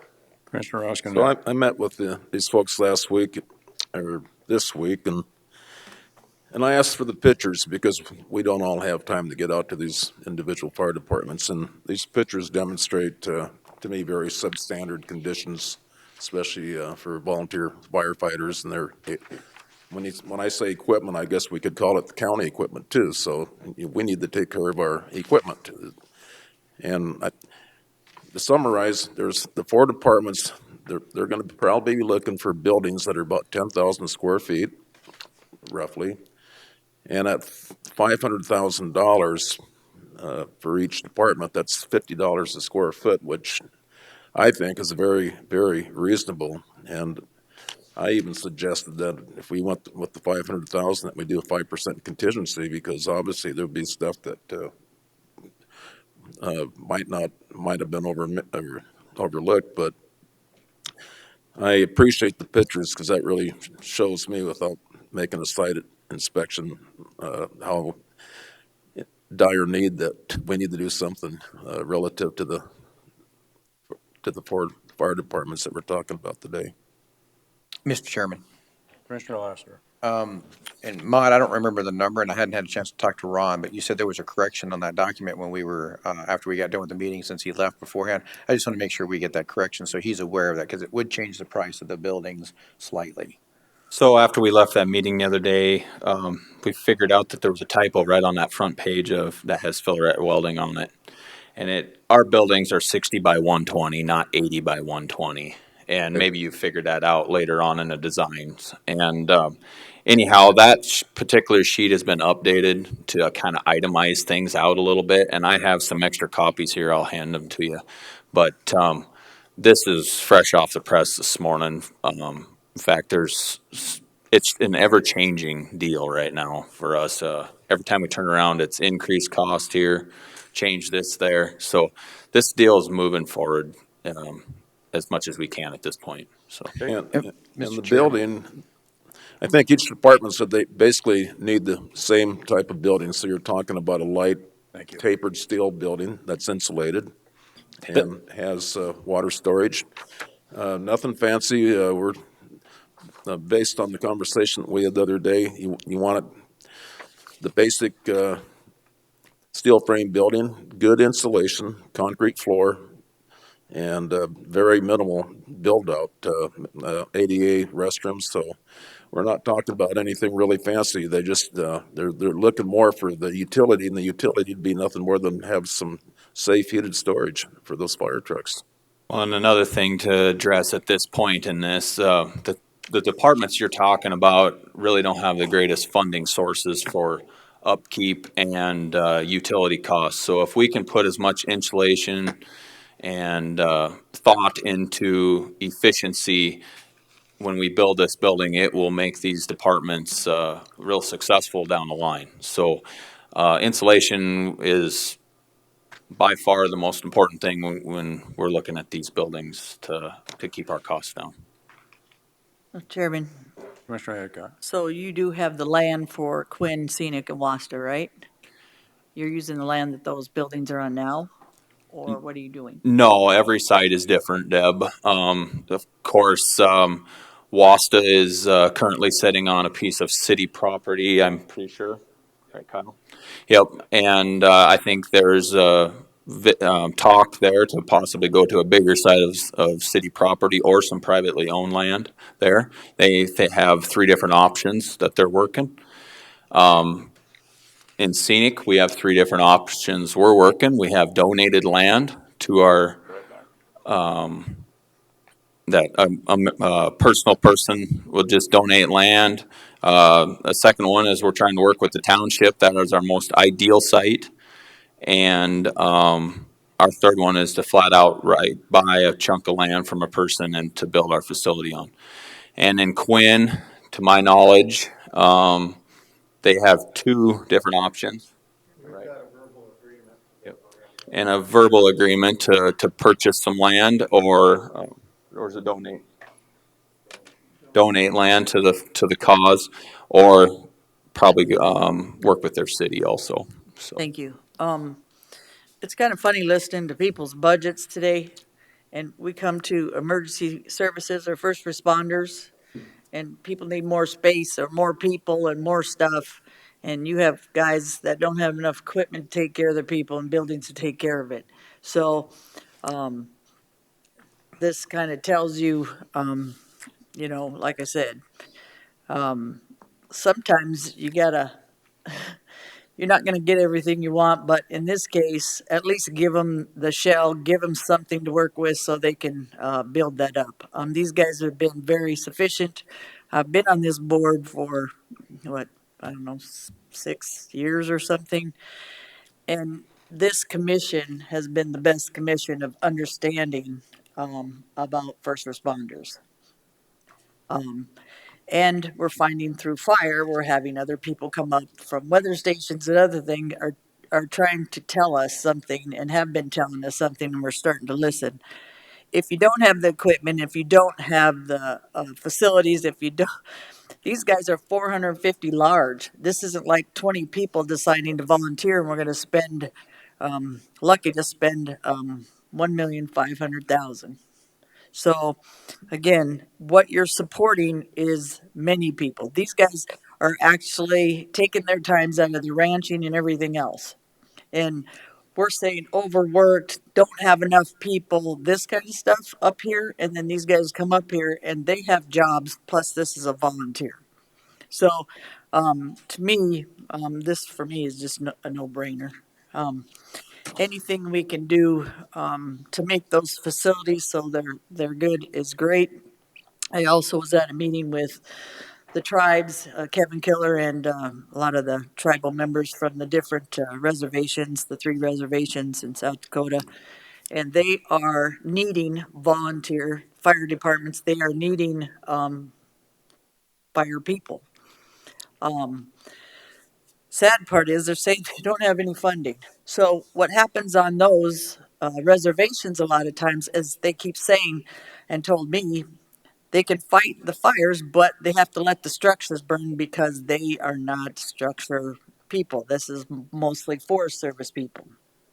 So, and federal. So, long story short, who goes and helps them? It's these guys, Scenic, what is Cliffs? Interior. Interior. Yep. They can fight this and they don't get paid back for any of it. So we talk about that other people have those, different funding sources. You also know there's no funding sources in that area because there's no tax bases in that area for a lot of that. So I'll keep saying, this has been a long time coming, and I've never seen more men and women more appreciative of even us considering this.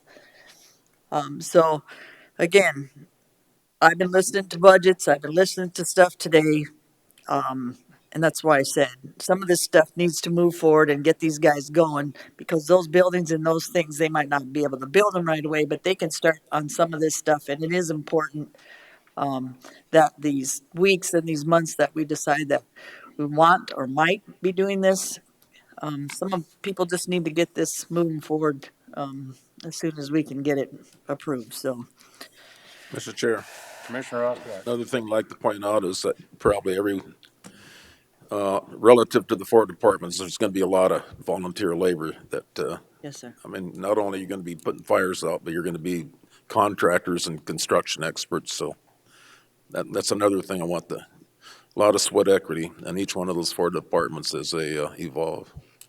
If you notice on what I handed out there, there isn't any dirt work, any site preparation costs or anything like that. That'll all just come out of the department's manpower. And there's significant help we can do to build this building that will reduce our cost to possibly be enough to build the interiors of these buildings the way we want them. So it depends on their manpower and their want to build this building. But it could be a completed building if enough manpower is added to this situation. Thank you. And you guys Any have further done questions? that since we started, so I see it being a lot of volunteer, just doing a lot of the building stuff. Plus, you got a lot of ranchers and farmers in those volunteers, so they have a lot of equipment to help dig and do some stuff as well. It won't only be the firefighters themselves, it'll be the community when they see this happening. Thank you. Thank you for your service, guys. Thank you. And I just wanna touch on that too, that, you build, in these communities, they're very small communities, if any of you have been through Scenic and Quinn and Wasta, and, the fire station is the center of the community. And, in this building plan, there is, we call it a training room. And it's a meeting room, and this will not only be meeting and training for the fire department, but for the community as well. These will truly be community centers for, the members of the community who are not fire service to meet and hold their meetings. So there's definitely, like I said, community center there, and yes, to echo again what Deb said, we've it has been a total pleasure working with this commission, because when I started into the fire service board, I didn't think it was possible. So I do want to thank you guys for your understanding and your and your willingness to work with us. That's been amazing. Appreciate that. But yes, these, this plan is here, the numbers are there.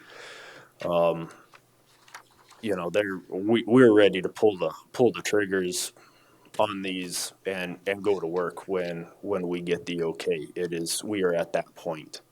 So once again, I want to thank you.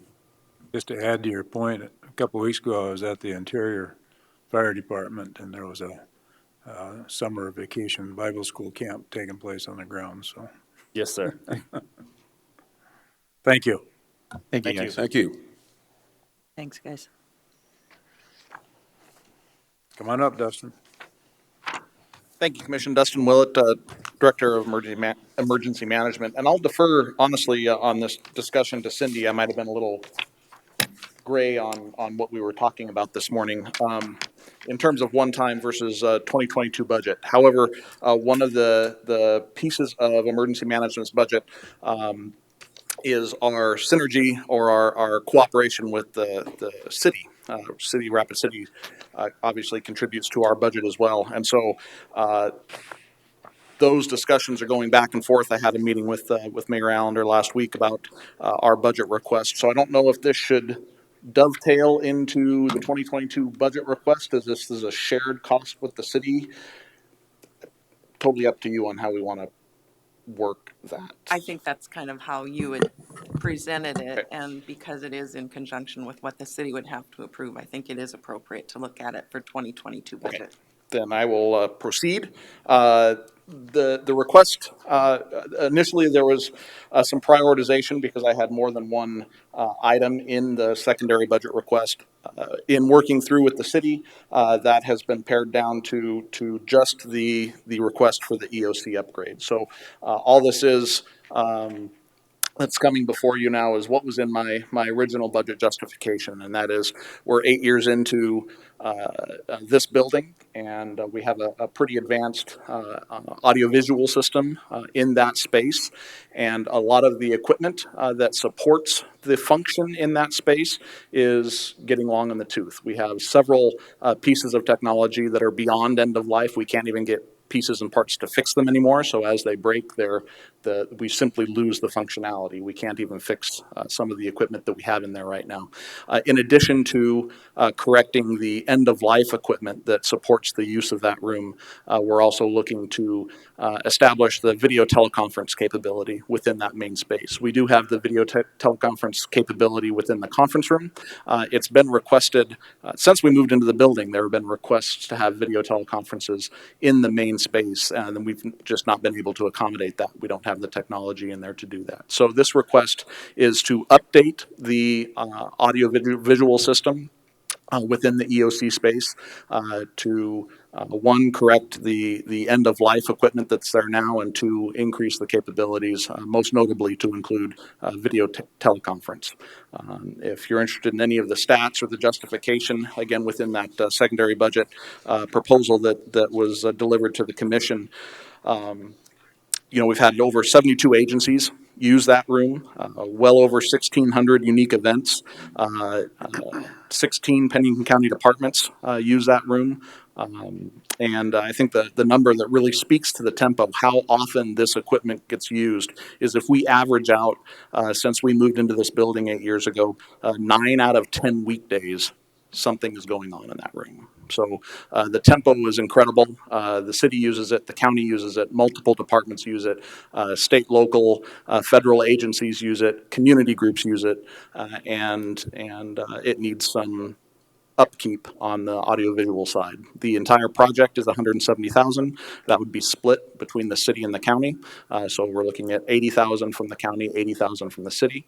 Obviously, the city has not voted on their budget yet, but I did meet with again with Mayor Allender, and that amount will be included in the proposal to city council. So that $80,000 portion from the city will remain in the budget, be presented to city council to be discussed and voted on. So I'd be happy to stand for any. 80 or 85? 85. Should be 80, I believe. Ours says 85. 170, 85. Thank you. Math is hard. I got another question. You'd have gone to med school too. Exactly. I settled to paramedic. You have the same sheet. Dustin, could you explain? There's some numbers that don't seem to make sense here. Okay, which ones? EM's staff position adjustments for 9,900. That's off the table at this point. That's not going to be included from the city side. Okay. Questions? Mr. Chairman, I do, just so that I can clarify what we have in front of us. Cindy, on this sheet, when it talks about the 179.9, I know if we moved out that 9,900, should be 85,000, right? Not 179, or how does that work out? Just so I understand. Or is that given the total? Because I see the column that says total new county dollars. So I just want to make sure I'm tracking it? The 170,000 would be added to the emergency management fund budget. Okay, The 85,000 would come from the general fund in the form of an operating transfer to support that 170. And then the other half would come from the city. Yeah. okay. Further questions? So Chairman, Commissioner Adcock? for the emergency management equipment, kind of like we've been talking about, there's many different departments that use that. That's not just emergency management. So I think that's a well-used area. And that 85, just like our room here, it needs to be upgraded. And I agree with Dustin. It's something well needed. Like I said, it's not just his department. That's a full-time area that's used. So anything that helps audio, video, and the AV equipment in there is a good thing. So Thank you, Commissioner Hadcock. Any further questions? Thank you, Dustin. Thank you. Appreciate it. Okay, I do have, let's see, I think I have something here from Carly? Plant, huh? Kevin Carley as well. He's here. Kevin here? Come on up, Kevin. Yes, sir. Morning, Kev. Good morning. Good morning. Kevin Carley, ESCC. My budget did include a request for one additional FTE for, just due to growth. We've seen growth on the sheriff's office side, and with the two dispatchers down there, one of them also has to answer 911 calls, and she's missing some radio traffic because he is on the phone. So we want to add an additional person during the day that can help answer some of those 911 calls and process those EMD calls. And so we're not missing any radio traffic down on the sheriff's office side. So we're actually accomplishing two things. We're going to give better service to sheriff's office, and we're also going to be able to provide better service and support to our fire and EMS council, because we're going to have a person that's going to be working in that council taking those calls. And again, the county's share of that FT is 17,000, because it's split funding between the county and the city. So the city will pay 2/3, the county will pay 1/3. Chairman. Commissioner Adcock. Going at the meeting the other day of the Fire Service Board, thank you for you and Stephanie coming to our meeting. I think this is a no-brainer just because we're saying in fire they need more help. Kevin and Steph just asked if any of the firemen actually wanted to come see what they do. If you go in there, they're trying to share screens, they're trying to accommodate these emergency services, which is huge. For me, this is a no-brainer because they're paying the other half. So that 17,854 is a well needed and a well-deserved FTE for this department, especially because they're funding the other half as well. So So the total request is how much, Kevin? The county share is 17,854, I think. yes, sir. Okay. Thank you for coming to that meeting the other night too, Kevin, you and Steph. You're welcome. Okay, any other questions? Thank you, Kevin. Thank you. Okay. Anyone else in here have something they want to add?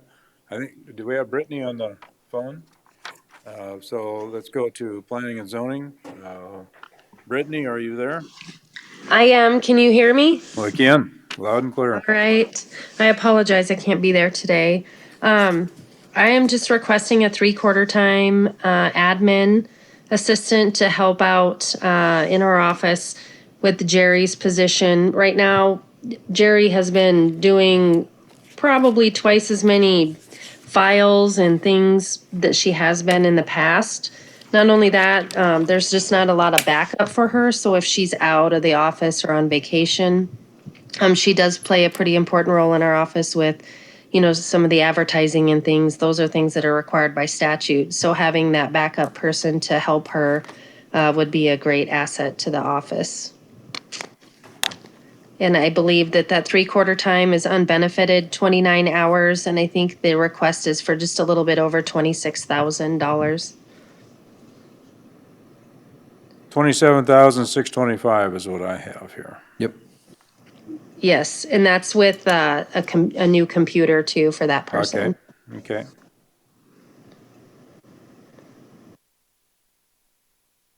Okay. Questions of Brittany? Chairman, In this department, I don't know, I think we're gonna be increasing not only in that FTE department in the future, I think because of marijuana and some of the rules and regulations that are coming forward to us, we need to also think about planning ahead of at least 1 or 2 FTEs be added to that department. I think that's coming in 2022. We are not planned ahead for that at this time, but she's got some of this covered, but I think it's going to be pretty overwhelming once it comes in. If it's medical, it's fine.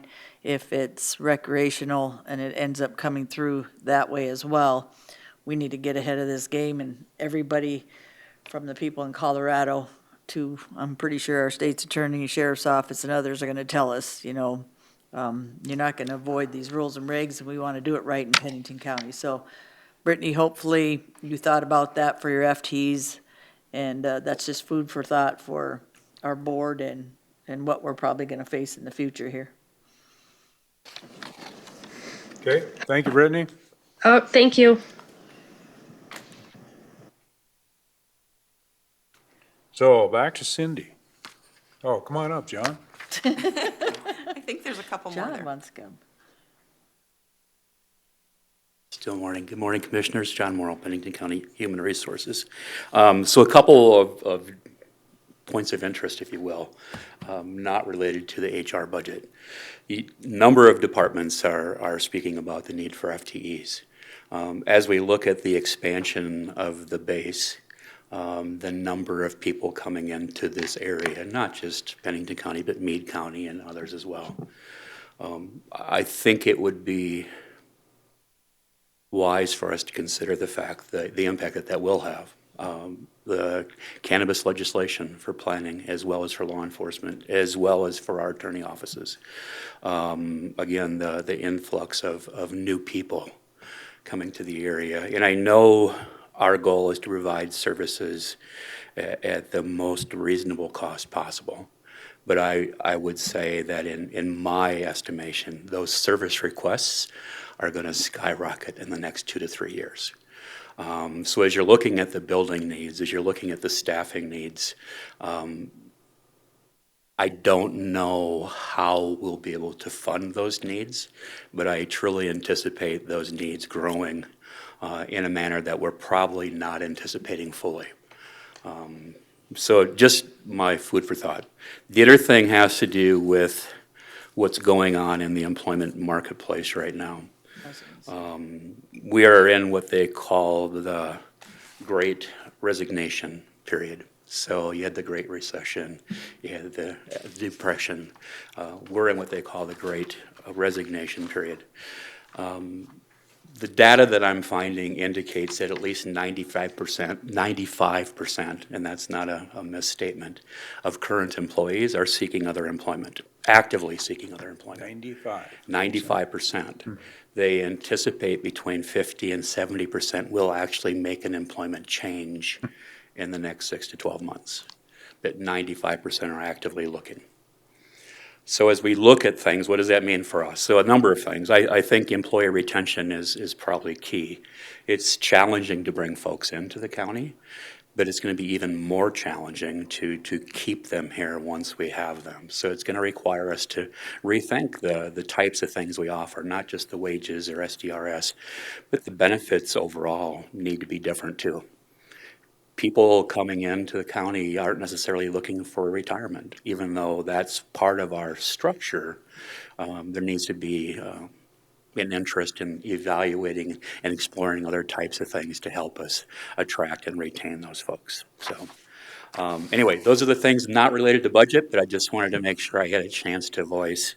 I got, the latest one was the email I had this morning about the 95%. I was feeling nervous with the 50 to 70% turnover. But when I saw the 95% this morning, it's like, I better share that. Chairman, Commissioner Hadcock. I believe, same thing, you, of course, because I'm in the work area with hiring people, but I think you're going to have to start being creative. We're going to have to figure out how we're going to be creative. I also believe, okay, I wasn't here the other day. When you're giving hiring bonuses, you got to be careful, because what happens is you already have retention problems.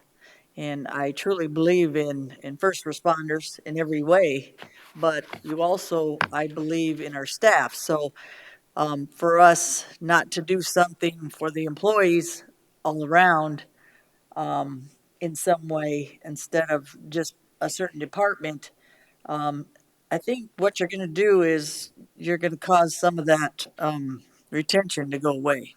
So that's my personal opinion, just from listening to people here and people in general. When somebody else gets something and somebody else doesn't, sometimes it's like, okay, that's the way of it. But in this case, we've got a lot of really good employees. So if you're giving someone a bonus that's coming in new, right?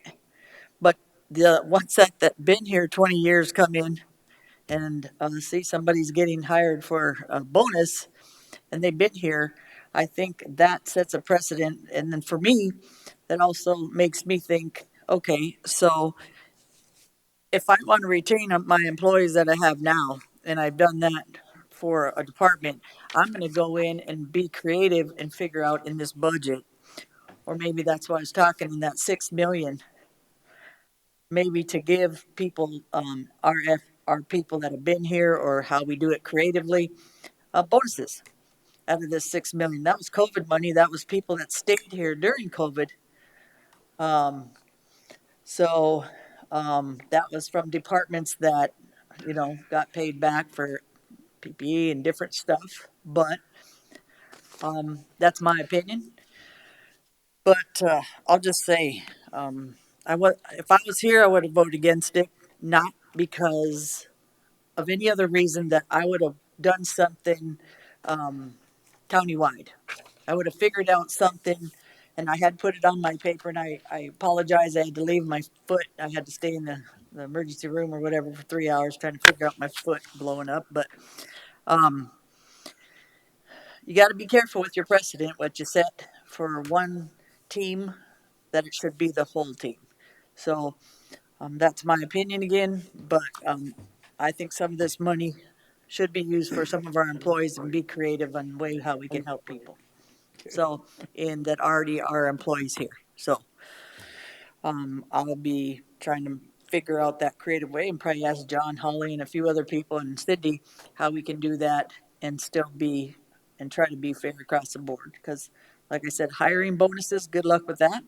I don't care whose department or what business you have right now. You're going to have to be creative in staffing, and creative by it's not always about that money. It's about the job, the hours, different stuff like that. So it's not always having to give a money bonus in one sense.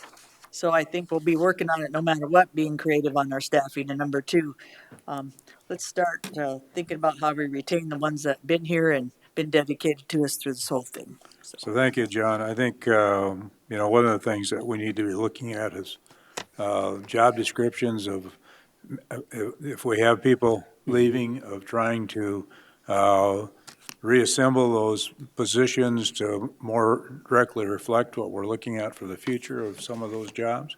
I mean, obviously, there's some of them that are pretty static, and they're going to remain that way, but there's others that certainly can be reworked and When you look at the technology advances and some of the other types of requests we're seeing, a job that we have in the county today has changed dramatically from 10 years ago or 20 years ago. There's very few similarities.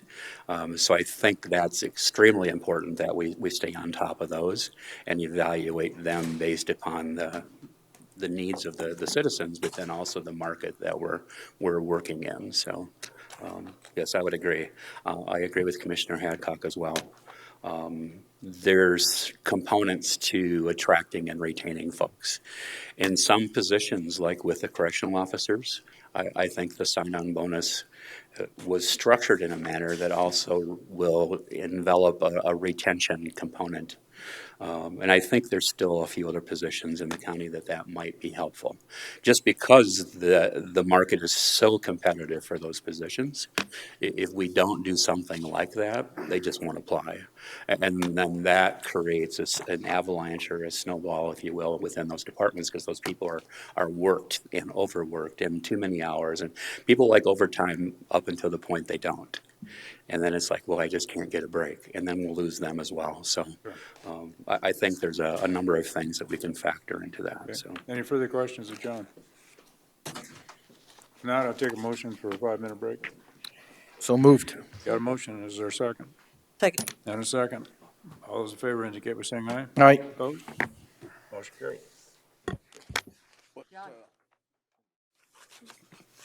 Does the commission have any further questions of any departments relative to their budget requests? Any clarification that needs to be made? Okay. So let's move toward everybody has the revised page that Cindy has provided us. Yeah. Okay. That was Holly that put that together. I'll give credit where credit's due. Did I say Cindy? I meant Holly. All good. Thank you.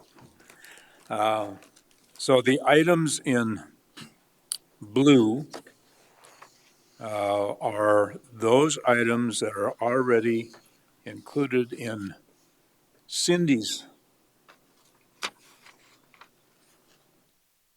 provisional with secondary request.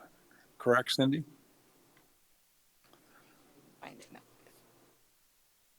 Yes, that was correct.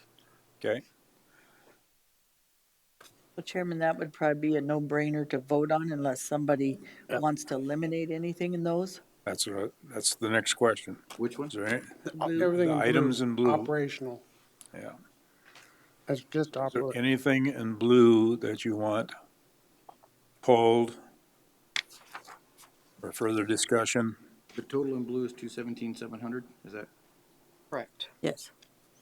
So Chairman, I'll make that motion. That way we can eliminate or move Second. forward on that. So your motion is to approve those? 217,700, sir. Yes, sir.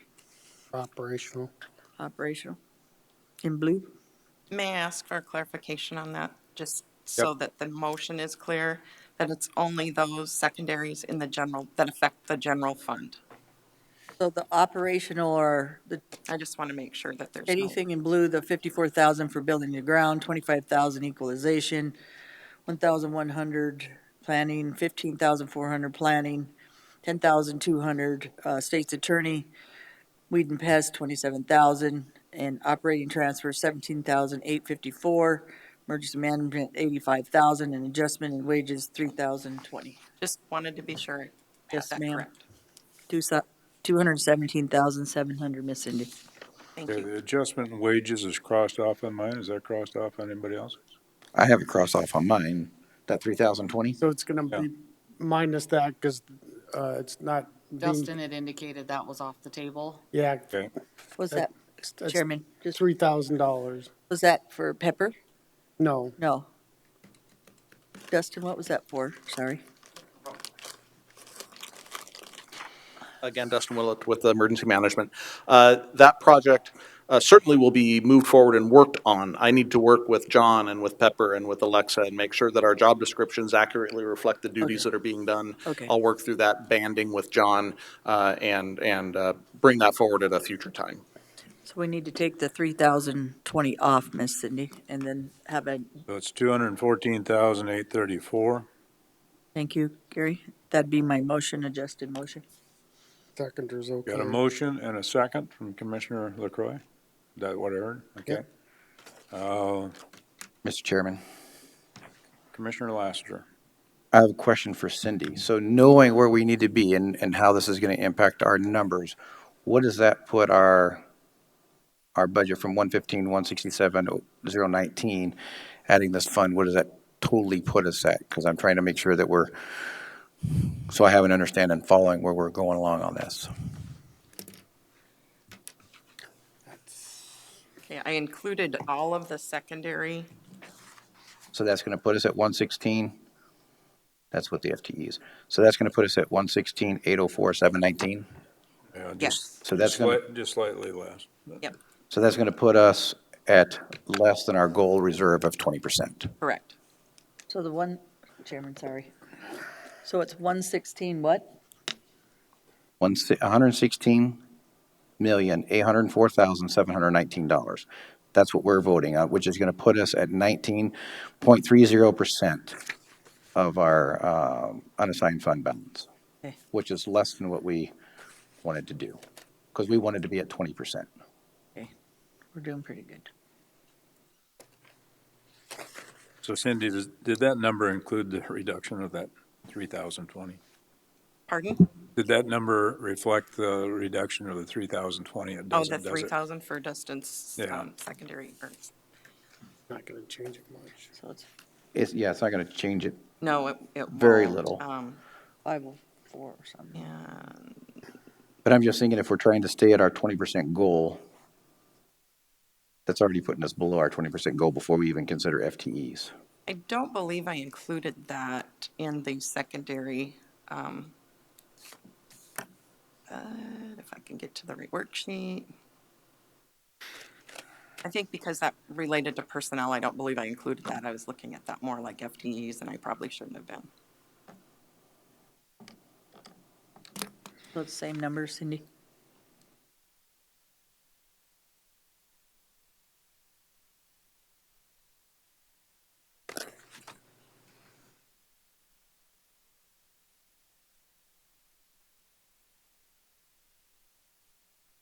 Just have a few funds to go through. No, I did not include that 3,000 in his wages.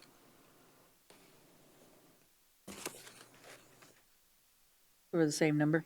116,804, 41, or 719? Hold on, gotta change worksheets, I'm sorry.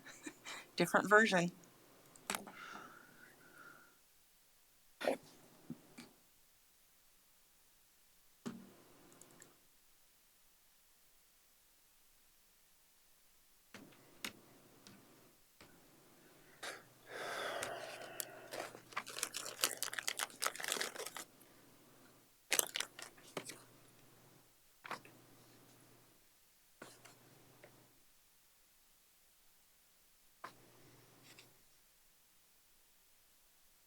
Cash applied, where'd we have to stay at cash applied, Commission?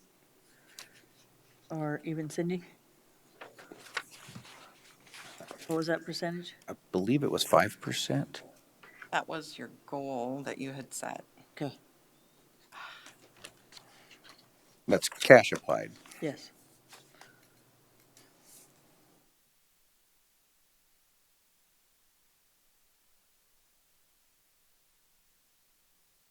$4,442,000. So Cindy, maybe when we change stuff, we could see how we're changing. You can tell us what the levy is, then the cash applied, stuff like that. When we're moving stuff around, because that's gonna make a huge difference of where we're going, right? And reserves. Yes, it does make a difference. Okay. It's not gonna be perfect, but kinda, so those things are huge for moving forward in the future for our budget, but also just in general on our spending and where we wanna go.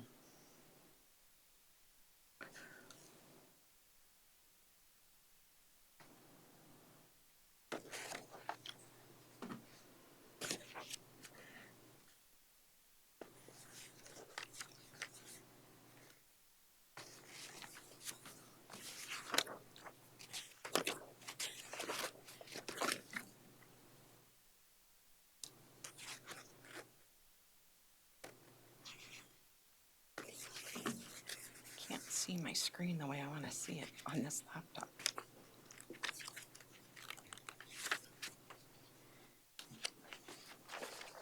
I don't believe I have that 3,000 in there.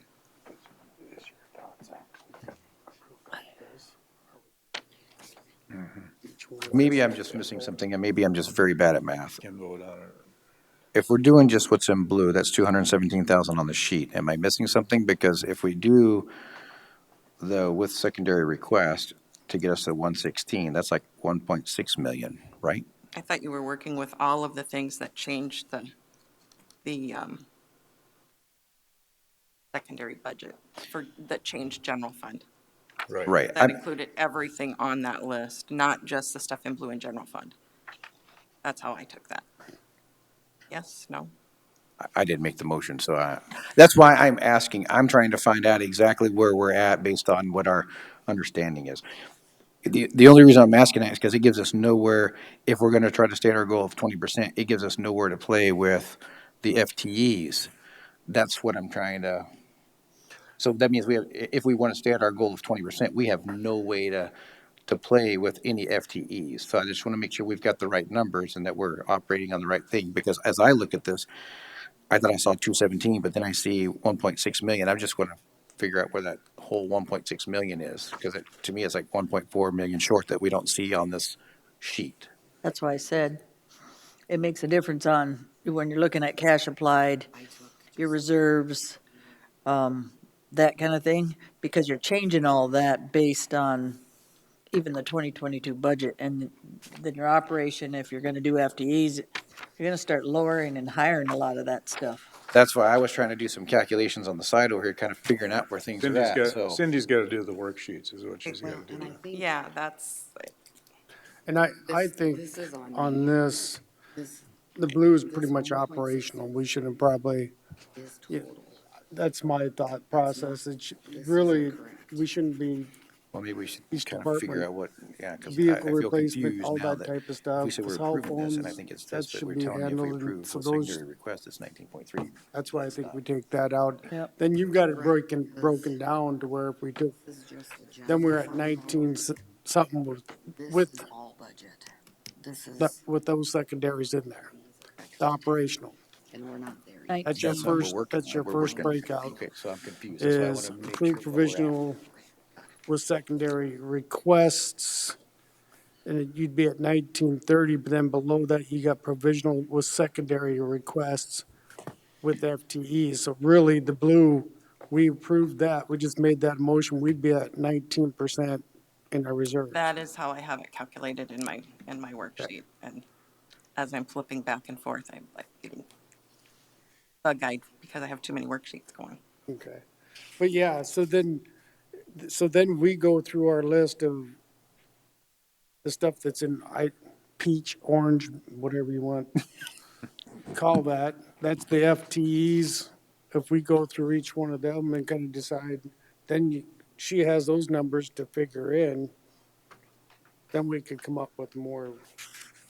Because with just those operational, we're going to be at 19.3, which isn't bad because by the time at the end of the year, we're still going to end up being 21 probably anyhow. We could very, very easily hit the 20%. I mean, my estimates are probably a little conservative, so.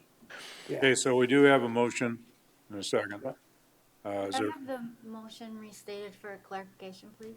It'd be the 214,834 for the operation subtotal. And those would be all the ones in blue on our paper. To approve those secondaries that are operational? Yes. Yes, except for the 3,020. Will that also include the 1,254 accumulated building? Because I do have that included in my secondary. Okay, yes. so it does include the accumulated building fund, 233? Is that what you're saying? Are you saying that to me or Cindy? 1.25. I'm asking you if Yes. that was in your motion. Yes, sir. So, Are you okay with that on the second, Lloyd? Okay. Yeah. And just one correction, Commissioners, that 217,700 that's in blue on your worksheet, that is the correct number. I apologize, I have a formula mistake in mine that I did not include the 3,020. So, the accurate number is 217,700. oh, it is, so it's not the Okay. 214. Correct. Okay, It's so the it's the 217,700. It's the Okay. 217,700 plus the 1,250,000? Correct. So Lori, did you get all that? We're back. So the motion would be everything in blue except the 3,020 from adjustment in wages at 17,700. And then the accumulated building fund 233, we added 1.250. I think the total dollar amount is $1,467,700. 1,467,000 what, Gary? 700. 700, with the total of 1,467,700, Ms. Lori. And what does that That put one. us at total? So there's the motion and the second. Is there further discussion on that? I just want to make sure what our overall total is from the provisional budget plus that, and I'm just doing a quick calculation.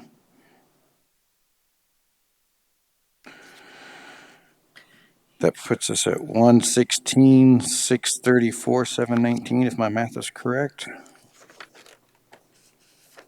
116 what? It's gotta be more than that, isn't it? 116,634,719. That's 115,167,019 plus the 1,467,700.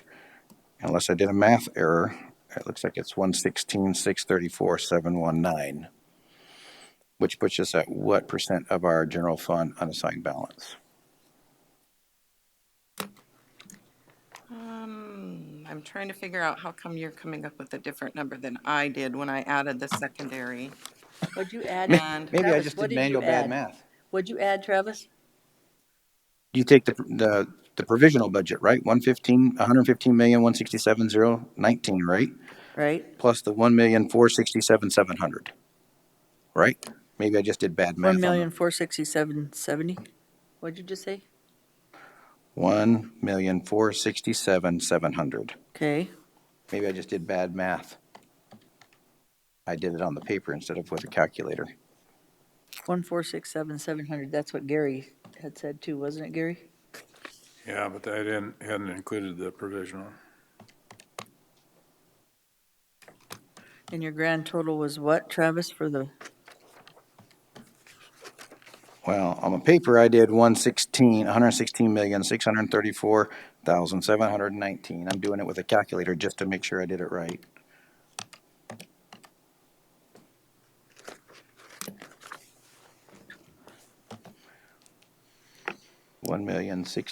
$1,016,634,719. I did that calculated right.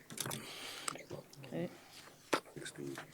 Comes up to be 116,634,719. Okay. What is that? What's our percentage at that? So does that seem to match your numbers then, Cindy, or not? I'm just going back through what I have added here in secondary because I'm still not, I wish I had a calculator here. We can get you one. What'd you say? Well, everything you touch starts making something else different. Yes, it so- does. That's exactly right. Yes, ma'am. So then we don't want to go back later and say, okay, we can't do that because cash applied, or we can't do that because we don't have it at 20%. Right, that's what I'm trying to get at. I think we may, if we do a big chunk like this, we might find ourselves where we're pinched and we can't do anything else that we want on the FTE side if there's any FTEs. Because if this puts us at 1930 or even 1940 or 1950, then if we start adding an FTE or two, that's going to even make us even less than our 20%. On the reserves. I think the few thousand differences that you're gonna see changed by messing around with this really ain't gonna affect it to that point.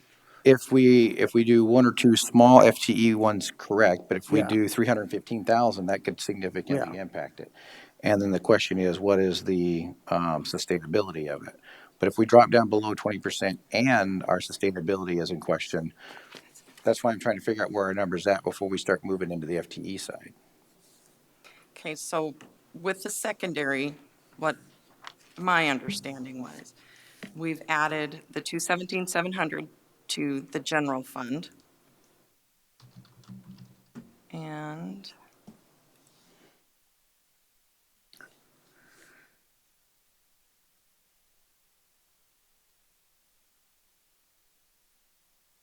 And the 1.25 million. we have got this marked.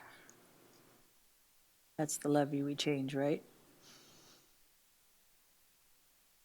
Okay, then we've got the equipment for emergency management, which is also included in that 217 plus, that's why you're getting another you're probably getting different numbers in the total. I've got 217,700 plus the 1.25. Okay, but you also have to add the other 85 Also add another 85. emergency Okay. So management, we add because it that and then- increases their overall budget, but only part of that is supported by the general fund. Okay. So then that puts So us at then it's 100. replenished by the, Pardon? the city replenishes half of that. Right, right. Okay. So then does that put us at $116,719,719? It does. once Okay. you do the math. So that's even higher than, You have to include the full 170, I got you. but Yep. then half is supported by the city. Okay, say the number again. Now, $116,719,719. okay, 719, 719. That's actually a little less what it says in this piece of paper. There, that's not. So how's that affect the levy, cash flow and all that? She's getting there. It does not affect the levy Okay, at all. right. It affects what is going to be coming out of cash applied. Yes, ma'am. Okay, and that's why our unassigned reserve balance will drop to 19.3. Okay, so 19.3 in reserves, right? And then cash applied is your That, figure. that takes that into effect. Okay, I didn't calculate what the actual percentage of cash applied is, but more than 5%. it's raised to $6,320,067, So that puts us at, 19.3%. that's for the reserve. Yes. Okay. Further discussion. And the cash applied is still at 5. The cash applied is more than 5%. 5% is only $3,425,692. So if you go under that, that's when you start having issues.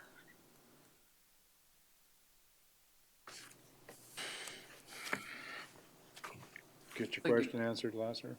I think so. I'm thinking, but what is our cash applied sitting at right now? So it keeps us above 5%. What is our cash applied sitting at right now? On the provisional. On this motion? Or with that, okay, with the secondary, cash applied is going to be $6,320,067.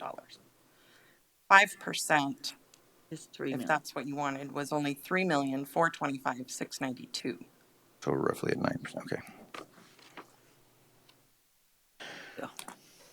Thank you, Mr. Chairman. Now I have another question, but it's for us. If we go here, that does make us a little more tight whenever it comes to the reserve for any FTEs. So that's my concern on that one. I guess I hadn't worked through all the numbers yet to figure out what I thought would be good to remove from the blue budget or what I thought was, capable, but that's just my concern is that we're already below our 20% before even moving into the FTE side of it. Okay. Got a motion and a second. Is there further discussion? All those in favor indicate by saying aye. Aye. Opposed? No. Motion carried, 4-1. Last we're voting on. Okay. Now we can talk about FTEs. Mr. Chair, Commissioner LaCroy. is it your wish to go down each one individually and have a discussion from department, or Yeah, I think so. then she can come up with a total number of what everybody thinks? Yeah. With FTEs, any FTEs, does it even make it sustainable to do FTEs at this point? Here's my thoughts. Good point. But I think it's well worth the work of going through this and making this decision because quite frankly, as the market is, and we all know what it is, if we approved right down here with secondary with the FTEs, my guess is by the end of 2022, between trying to get the people hired, we're going to end up probably breaking even. But I think the commission needs the priority on some of these, to what they want to go for. Not all of them, I don't think commissioners want, so I think you go through them, but I think we could do it if you're willing to, you look at it, if you approved them all, just say you approved them all, we'd only be at 16.94% in our reserves. yes, our goal's 20%, but then again, the way the market is with those, how we're working with the full, getting people employed and so forth, and plus or minus 1% or 2% cash return, I think we're still safe. That's my thought process. I So, think taking that risk because of the employee market and saying it's 17% is worth it for me.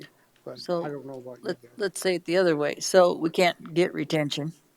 We have lots of FTE departments that are open, and we just approved them to have more. I guess this would be the year, if you're not going to do FTEs, is probably a good year, just because the retainability right now and needing to be creative and do something different, so we do retain.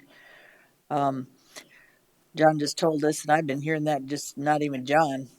I've been hearing the people he's talking about saying stuff, and then they have ads on on TV and stuff about what you can be right now, and all the different things that you don't have to stay at that job. There's other jobs out there right now that are paying a lot more money. So, what's that going to do to the market? I think we're going to find that through FTEs. We're not going to be able to hire those FTEs a lot of times. So I think those departments are going to be down longer than they are up. Well, that's my opinion. One rebuttal.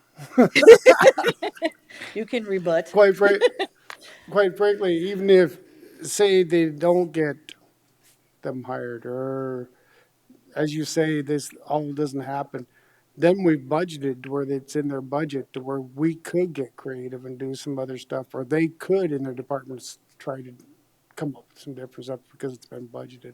That's just one other thought. Okay, so I'm a rebuttal. So the taxpayers are paying for that, might be creative and might make that more money, when they should be creative the other way, to me, at this time. So that's just a business person thinking in my head that too as well.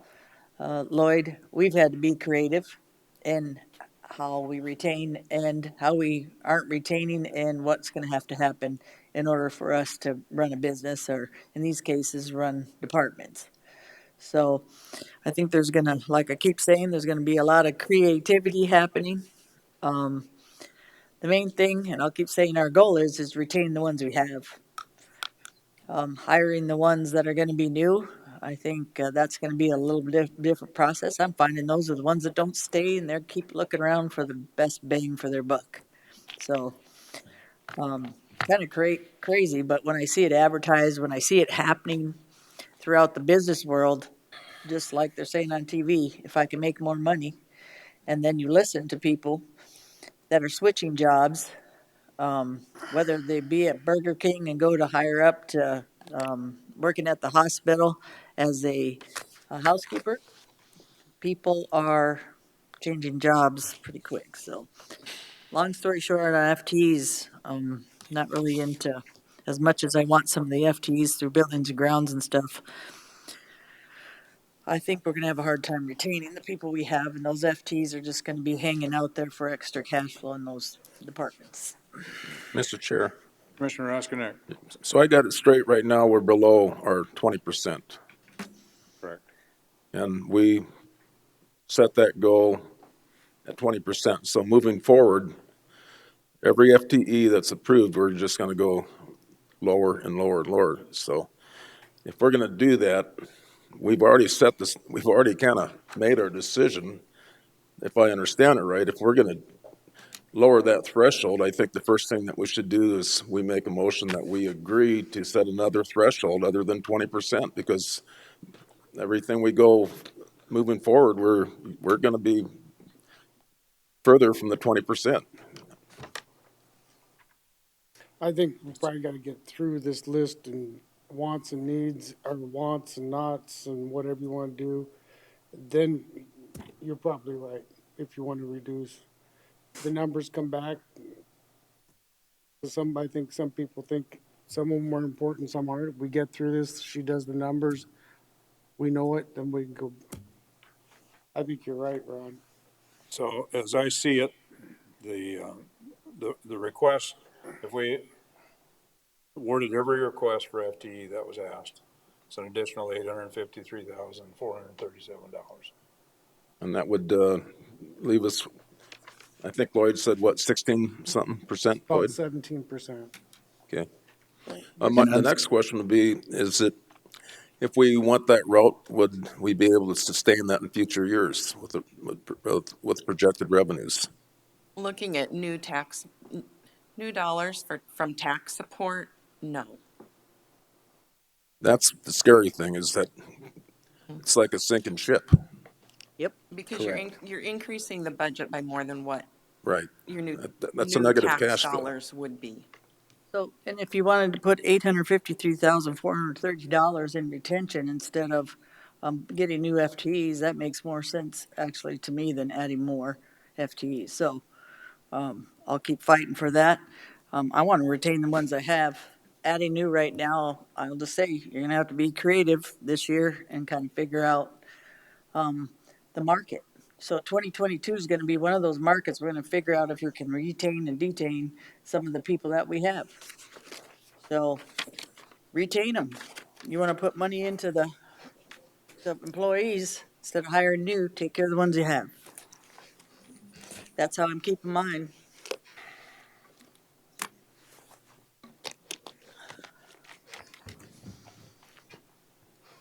That's a lot of money to So decrease. what would you like to do?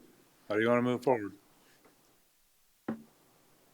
I'll make a motion to not fund any of the FTEs That's your motion? at 853, 430, if that's what it is. Okay, we got a motion. Is there a second? I'll second for discussion. Got a motion and a second for discussion. Further discussion. Mr. Chairman, Commissioner Lassiter. I'm in line with that, and maybe I didn't make my concerns forceful enough before we made the last motion and vote. But as I was looking over the notes that I've had, some of the stuff in blue that we voted for, some of those individual departments didn't necessarily rank that as number one on their list. They could have gotten away with not having, this, that, or the other, but they may have preferred an FTE, and I'm just saying that in general. So we approved something that they felt was lower on their list rather than something that was higher on their preference list, or what they felt is what they needed. And I'll just use planning and zoning as the example, just because it was sitting here at top of my list here. Their number one request was for a part-time employee to take some of that workload off, because, and correct me if I'm wrong, I think all their FTEs are full, but they didn't necessarily need the vehicle or the phone. And I think whenever we're trying to adjust some of these dollars and cents to meet our goal and to meet the needs of the department, I think we missed it if we're given all the operational side stuff whenever that might not have been their priority, if their priority was something else. Just my input on that. I agree. And then the secondary on those are secondary requests. Those aren't things, if they need it in their budget, that they put in their budgets. These are things they want. And I agree with that as well. Mr. Chair. Commissioner Roskinek. Cindy, is there a magic number so that the revenue and expenses would, that we could move forward and maintain that sustainability that we were talking about? Is there that magic number that we don't want to For balance? go over, where we get that start going negative?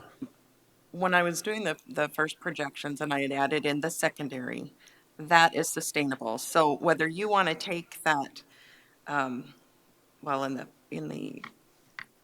memo that stated August 11th, Okay. I stated that if you want to maintain the 20% reserves, you can only adjust general fund by $1,125,000. So that could come from FTEs or operational. It wouldn't necessarily have to be all just the secondary operational, just as Travis is pointing out. Some might be in the FTEs. See that, Ron? See what she's talking about? Yeah. And the shift in the secondary with the shift from accumulated building or from general fund to fund that reserve for accumulated building, that shift alone will bring down reserves in the general fund. Yeah. So maybe the commission would like to look at maybe only funding part of that to start a reserve for accumulated building. I mean, I know everybody agrees that accumulated building needs to start building back up a reserve, but to drop 1.2 million in it in the first year, maybe there are some other things that could be adjusted in with that, and then maybe in 23 we bump it up another 500,000 or something. I don't know. That's just one thought. I was thinking that too. For me, though, we kept doing that, and that's why that accumulative building is having issues. So we keep putting it down the line, and then that's since I've been here, and then he's draining his budget, and we're trying to get funding for bonding and everything else to bond when we keep using all the money up. So now we're going to take his money that we were thinking that we needed for buildings and ground, and we're going to say, okay, now we need some FTEs for other departments. It's always been put off as second, and that's what keeps happening to that department. So I know you want to adjust your budget, but I'll keep saying I've been in that buildings and grounds area for different assignments over the years, and I don't recommend that. I'm just saying he doesn't need to be drained again. I know we can do the reserves, but we use everything. We find something to go do besides what he needs to do to upgrade his stuff. And so that's why we're having some of the issues that we're having in the buildings and the different areas in his department. So I'm not recommending removing any from his 800,000 that he will still have. I'm talking about the 1 million. Okay. Yeah. Okay. Yes, ma'am. Yes, ma'am. Mr. Chair, Commissioner Roskinek. the testimony that I heard today that really struck me is the one that Eric presented for the 4 different options. And I look at it, if I can spend $1 and get $2 back, well, if I can spend 270,000 and know that it could potentially save the county 700,000, to me, that's a wise investment of taxpayers' money. At least I see return on that. Not necessarily so much with the building and grounds and highway, but that's the one that I'm not saying there's 4 different options, but that's one that I would strongly look at closer. I guess I have to see more evidence of that based on numbers, but. Mr. Chair, Commissioner LaCroix. with the motion on the, I'm not in support of the motion on the floor. I'd rather go through each department, vote on those, see what the number is. That gives us the number, and then we vote yea or nay is what I would support. Okay. We do have a motion on the floor. Further discussion? Not. All those in favor of the motion indicate by saying aye. Aye. Opposed? Aye. Aye. Died 3-2. Back to FTE requests. I would Go suggest. through Yep, each one? yep. Okay. So 911 dispatcher. That was already, That's the one I got. that was You want the operational. second page, or you want to go on the blue? No, the blue we already voted on. Or, well, you know what I mean, this sheet. or Cinnamon the colored? The 911 was already approved on the blue. This is what I'm using, Lloyd. That's the one, that's what I'm thinking, we go by this one, guys. Lloyd, I think Yeah. that was in the blue. Yeah, the 911 was, It That wasn't. one, that one was, It wasn't. Approved. It was approved already. Yeah. that was one of the things I was I know it asking. was color coded blue, but it's an FTE, so it wasn't included in the dollar amount. So that 17,800 was not? Okay, Well, Jesus.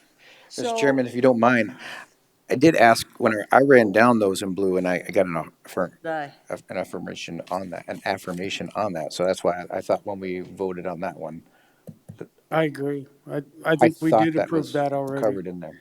We did. Because we said the blue, everything. Yeah, that's the way we dealt with it. Yeah. So we need to add that one on, Cindy. So that one's already in, that's in with that first Yep. motion then is your, okay. Yeah.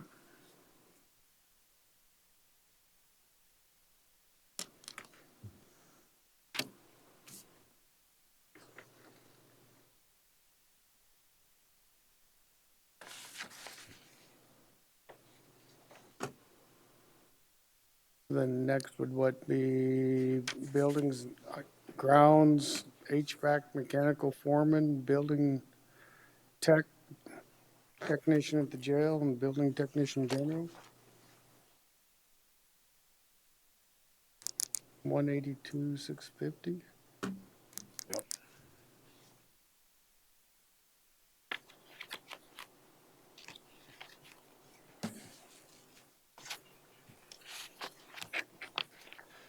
Is there a discussion on it Move for approval. for the three? Yeah. Got a motion to approve. Is there a second? I'll second. Further discussion? Commissioner? Mike? Trying to assess, I know you guys this is very difficult to figure out. As I indicated, I believe that we could manage to get through without a foreman for a period of time, if that aids in this discussion. I am grateful for any assistance that we can get, but. So you're thinking of the two techs? The two techs, yes. I would amend my motion if the seconder's okay. I'd agree. So the motion is to approve the two techs to the tune of about 112,000, roughly. $111,740. Mr. Chairman, I have a question. Discussion. Commissioner Lassiter. Do you have any open FTEs right now, Mike? We do have the former that foreman position. We're intending to fill it with that work coordinator position, which we're trying to bring some software up as we're working to get that online, and we think that we need to have fill that position there. So you have one open FTE? One open FTE. How long has it been open for? It's been open for a year. And we can't fill it? No, we haven't tried filling it. We cut back during the pandemic, and we didn't fill it at that time because of that situation, and also cut back on staff. But the reason I haven't filled it is because as we get this software online, I think that we're going to have somebody who's helping put information into the computer system on a regular basis so that we can track get better data out.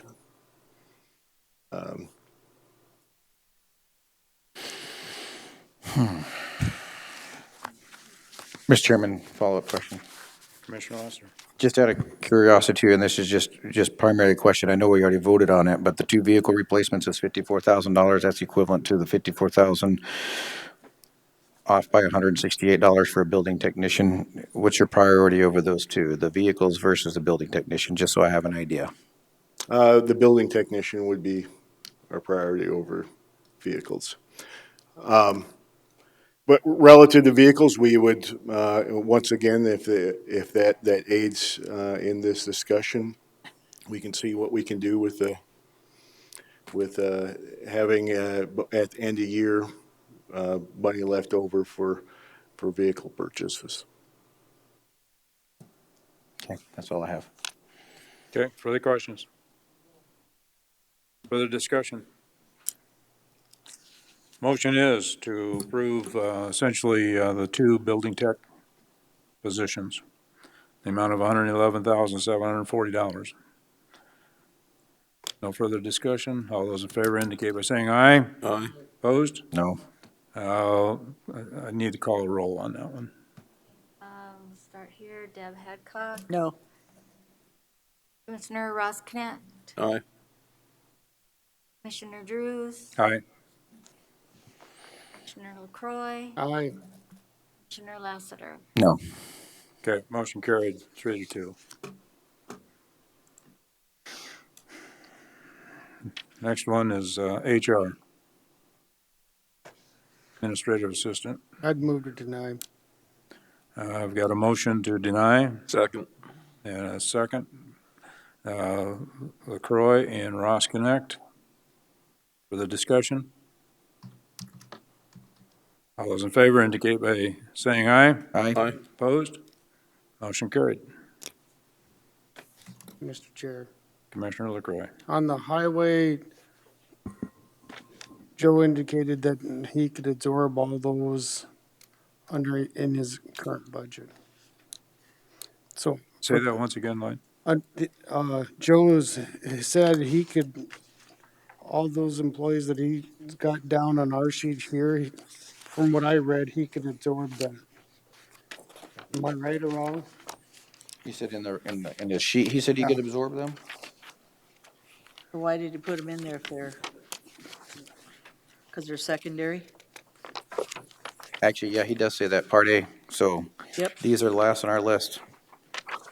Move to deny. That's what I'm saying. Yeah, these are last on our list, and we feel we could absorb these into our current budget. Second. Was that a motion, Lloyd? Yes. Got a motion and a second from LaCroy and Ross Connect. I think I motioned that one. Oh, did you, Lassiter? Okay, I mean, we look kind of alike, but hey. okay. So the motion, tell me what the motion is. Is it to allow the To deny. FTE, to deny? Deny. Move to deny. I think we gotta be careful about this, because this is something he can absorb, so we just, But If we deny the request here, if you deny the request here, that doesn't mean that he can't come back and ask for the approval of the new FTE at a different time. okay, Because he doesn't have these FTEs in his roster. Okay, okay. okay, so the motion is to deny. Okay, and I had a second? Yep. All those in favor indicate by saying aye. Aye. Opposed? Motion carried. Public Defender Office. So what we're dealing with here is not only the FTE, but if you, as Eric stated, if you approve the FTE, he needs additional space. So that is also, has to be a consideration relative I to think there this. needs to be a needs assessment. We're doing that for every department, so why would we approve this ahead of time before we do the needs assessment? I guess it doesn't make sense to me. Mr. Chair. Commissioner LaCroix. At the beginning of this meeting, that I was on that road too, but after listening, and $30,000 for renting or 25 to 30 isn't that big of a deal, and listening to the testimony, it seems like you can't have one trying something new. You know, I don't know. After listening to Mr. Roskinek's assessment of his thoughts on this and Eric's, you know, I think it's the right way to go with the way I'm seeing things. I mean, just over the lunch hour, there was a shooting. You know, I mean, another one. I just think we're gonna get overloaded, and I think it's an idea.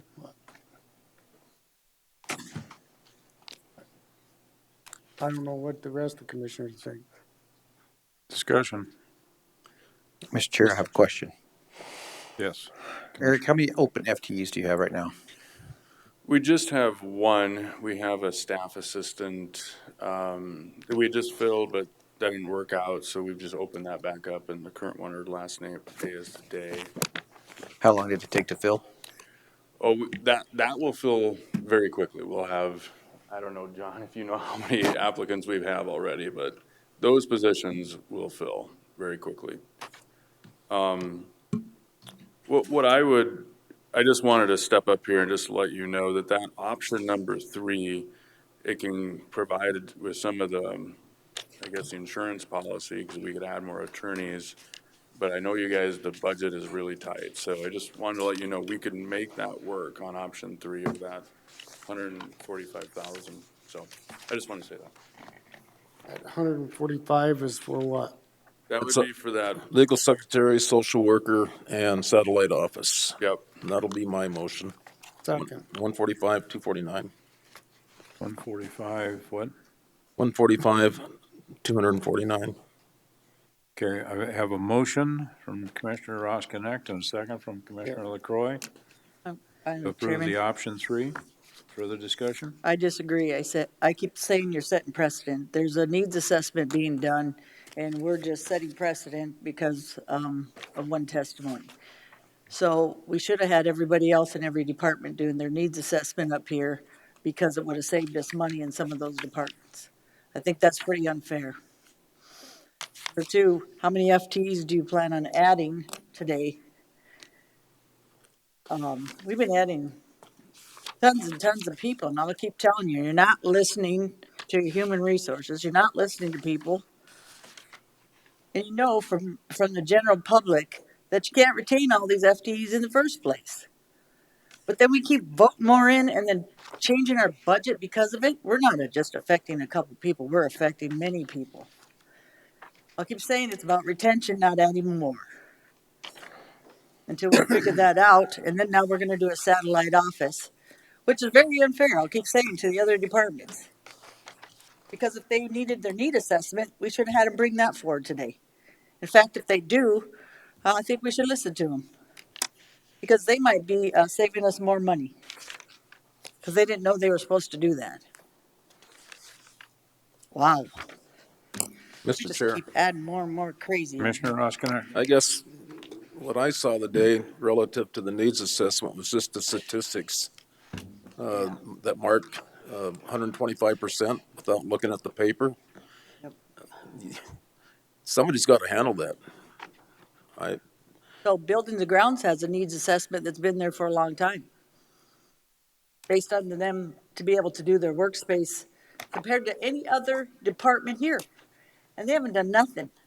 We haven't done nothing. But we're doing a needs assessment when we've gave this department and other department 4 FTEs every year since I've been here. 3, 4. Now, they're very important. Attorneys are very important and public defenders for defending our people. But that needs assessment needed to come forward. That's why we kept saying, because Buildings and Grounds is in closets. But I guess they don't give us enough money back.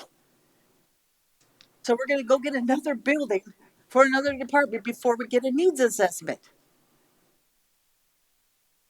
We've been doing this a long time. We've been sitting here a long time listening to these needs assessments, yet we're going to go set precedent on another department when you already have one that's needed it for years. And that's the same thing that happened on infrastructure.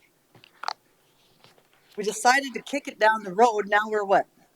18 million? Keep doing the same thing over and over again. And I'm not trying to be mean. I'm trying to tell you the history of this. And then we do these budgets this way, and then we have to be creative again with our cash flow. You have a needs assessment again on Buildings and Ground. Let's put that as a priority. Give him a needs assessment of 270 to go look what his needs assessments are. Because he's been a priority on our list way before anybody came up today. That's my food for thought. That's why I can't agree with these things, because I've been sitting here 7 years listening to the same stuff and us kicking that can down the road and giving it to somebody else that already had FTs and things that these other departments haven't had anything. Mr. Chair. Commissioner Roskinick? Deb, didn't we basically agree in the building committee that we're going to go forwards with that needs assessment? Yep, so we should follow it. Right. Yes, sir. And I agree, it's I'll just tell you, it's tough being up here making these decisions. I'd much rather be fishing. Yep, I bet. So who did I have the motion from? Ron. Ron, and the second was from you? Yep. Can you repeat the motion, please? The motion was to approve option number 3, which would be, with the rent would be 145, 249. Mr. Chair, follow-up question. Commissioner Lassiter. Commissioner Hadcock, you mentioned that there has been a proposed needs assessment for this department to the building committee. Is that what I understood? Yep, that's what we have a building committee for, because we were going through a needs assessment, and we needed the cash flow to do it, because the attorney's office, buildings and grounds, treasurer, auditor, and everybody else needed a needs assessment to figure out what was our priority. Today, we just discounted that group for a reason, because you guys prioritized today that the needs assessment was a satellite building. I think you ought to take all the needs assessment in one group and then decide, not decide today that that's the need, because you're discounting every department again. So why do you have buildings and grounds committee if you're not going to follow their recommendation, which is a recommendation, but it's also something that's been ongoing for a long time. So what's the status of the needs assessment? Where's it at? When's it to be completed? The discussion so far has been I budgeted for next year to put to move forward with a needs assessment. The recent discussion has been we should look at doing the needs assessment immediately and get that moving, and we're putting together the information on that for further discussion with the building committee. It'll take. I believe our last one took 6 to 8 months to complete, to give you some idea how long it will be. So, Mr. Chair. Commissioner Roskinek. So I was a little fuzzy what a needs assessment is, but I've got a hard copy in my basket that was done in 2010, and it's a lot more thorough than I would have ever imagined. And I think we were talking for the budget, Mike, about $150. $150,000, and that's based on doing a needs assessment, and if you're going to ask for them to pitch some initial ideas of how to solve the problems that are identified through the needs assessment, and we could be a little bit more. But there hasn't been any. I haven't gone out and sought out. Bottom line prices is, on that. for the needs assessment, you've had every department in the last year, that's why it's came up so much, that needed more room. So we had to do Janet's, if we all knew that, because of the phone. That was a have to.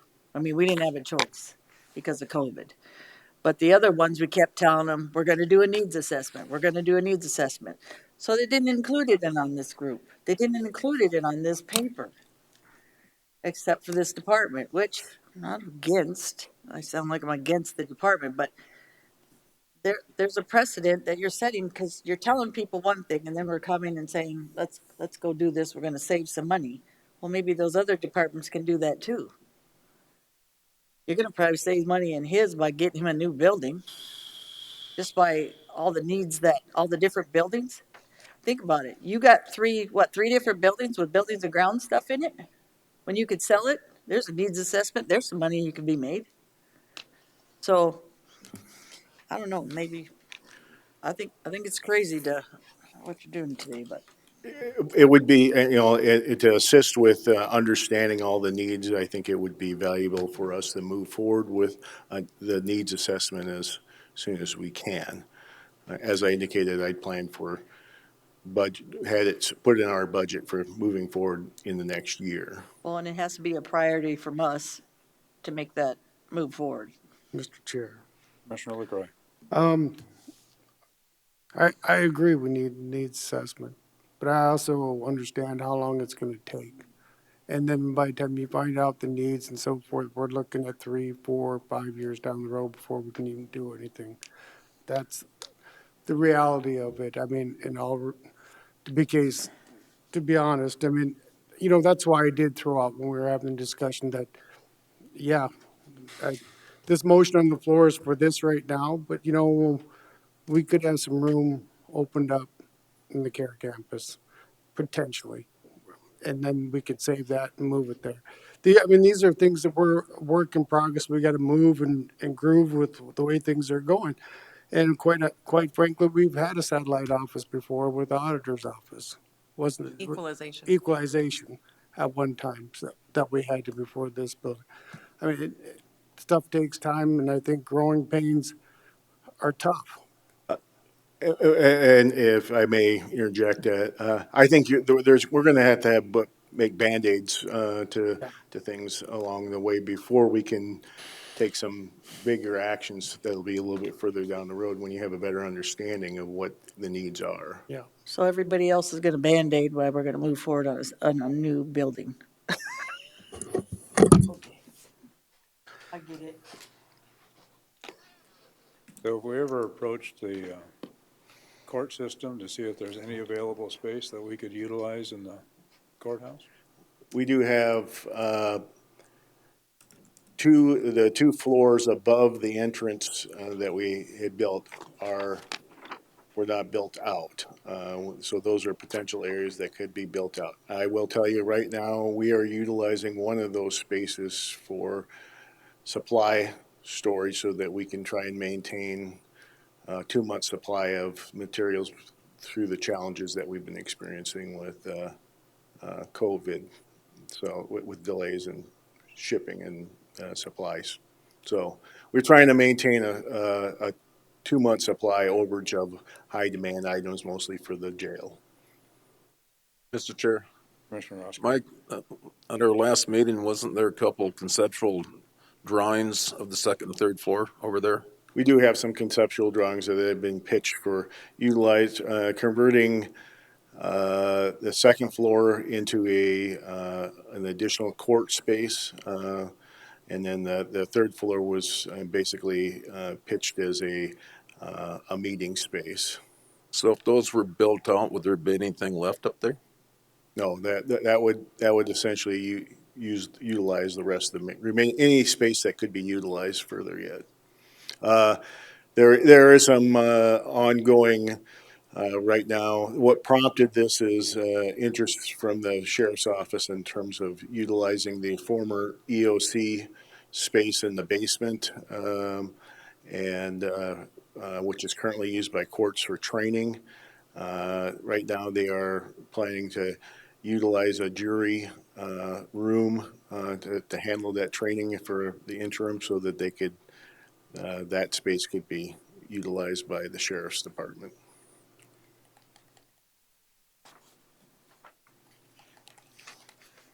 Okay. My thought on this was, I don't have as much of a problem with the FTEs for public defender as I do for the space. But as I'm hearing Eric saying, if he has the FTEs, he doesn't have the space to put them, so. So I have a motion and a second to go with the option 3, $145,249, which allows for, is it 3 employees? 2. 2 employees. Any further discussion? I'll be a little more specific. It would allow for legal secretary and a social worker.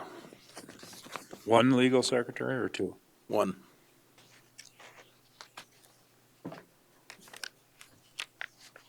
Further discussion? All those in favor indicate by saying aye. Aye. Opposed? No. Again, roll call. We have Commissioner Hadcock, No. Commissioner Ross Knapp, Aye. Commissioner Drews. Aye.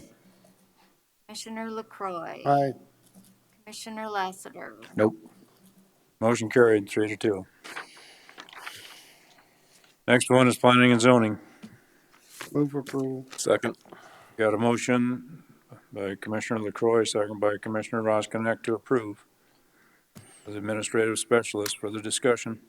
Chairman, Commissioner Adcock. I know we're gonna need FTs. I don't know if it's quite this one for the future, but I'm still gonna vote no until we figure out something else how to do our budget, so.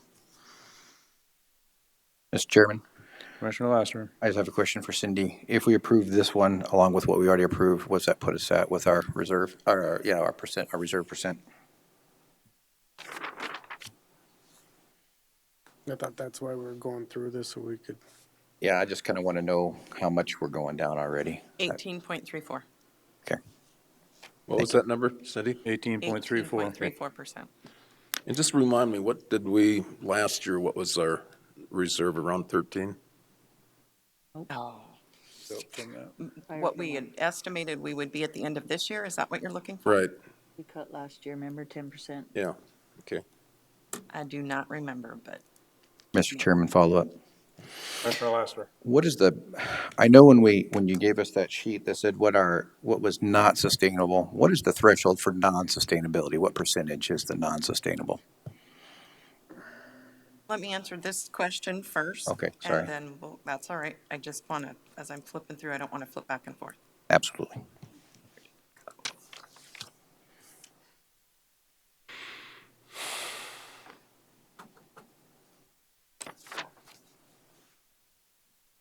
We were looking at 19.7 when we finalized budget last year for 21.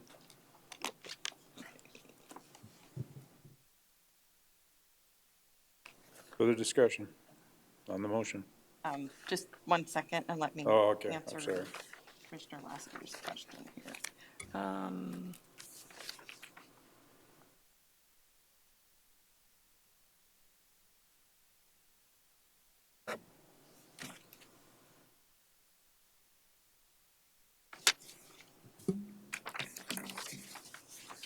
I gotta find my worksheet on new money. Oh, there it is. With the new tax dollars, it was 1.9 million in new tax dollars. So that's what I was going by when I was looking at the sustainability before in the other memo that you had prior to this. So the simple answer is at what percentage does it make it non-sustainable? Or how much, as we're adding all this in there, what makes it non-sustainable? I'd have to go back and actually recalculate where we're at with the new revenues and then the new tax dollars, but to sustain the 20%, that was increasing at another 1.1. Right. Right. I guess what I'm getting at is we're at 19 something percent, or maybe 18, or you just said 18%. What is the moment, is it 18.1%? Is it 17.8% that becomes That it's non-sustainable? That's non-sustainable. the number I'm looking at this moment in time. I mean, I'm still looking at voting no, but I'd really like us to know where that unsustainable mark is as well. I know Because if we that was keep, in one of the other memos. Let me just. because if we keep Travis, asking we've for had more it money. at 15 or 16 and that wasn't good enough. When we decided at one time we'd have it at 15%, remember? Right, but she's currently saying 16 point something percent is not sustainable. 16.94 is currently not sustainable. I want to know, there's a point that it becomes non-sustainable, or is it only 16.94 is when it first becomes non-sustainable? Does that make sense? Or am I asking you way too many numbers? Kind of, yes. I'm going back to a previous memo when we were looking at the new revenues versus the increase in budget. And if we added 3.7 million, we were still sustainable. And we're probably,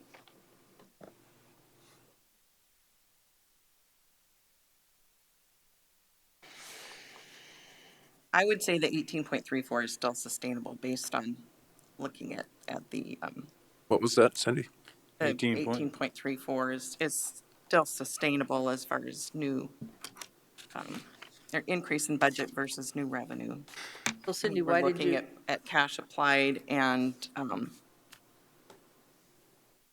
the cash applied and the change in the reserve. so why did we set a goal at 20% if we believed that we could go lower? I mean, why did we say we need 20% and then we should stay around 20% if we decided now that we're just wanna? Cause I heard that the whole year, I heard that even last year, so we pulled it up for a reason. We said we'd like to get to 20% if possible. And When I came on this commission, I think it was at 13 point I something. think we were pretty low, yes. And so we've tried to increase it, bring it up. So you can go to, by state law, you can have your reserve up to 40%. I don't think we're ever gonna attain that dollar amount, but I'd sure like to see it, you know, considerably higher than what it was. Yeah, I keep saying the 20% mark or close to the 20% is where you wanna go, and just keep lowering it. You never know what's gonna happen in between, so. I think in 2015, it was like at 25 or 26%.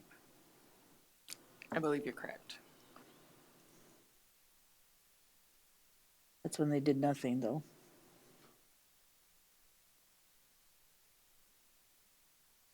Did you get your answer, Commissioner Lassiter? Yes, sir. Okay. And what was that, one more time?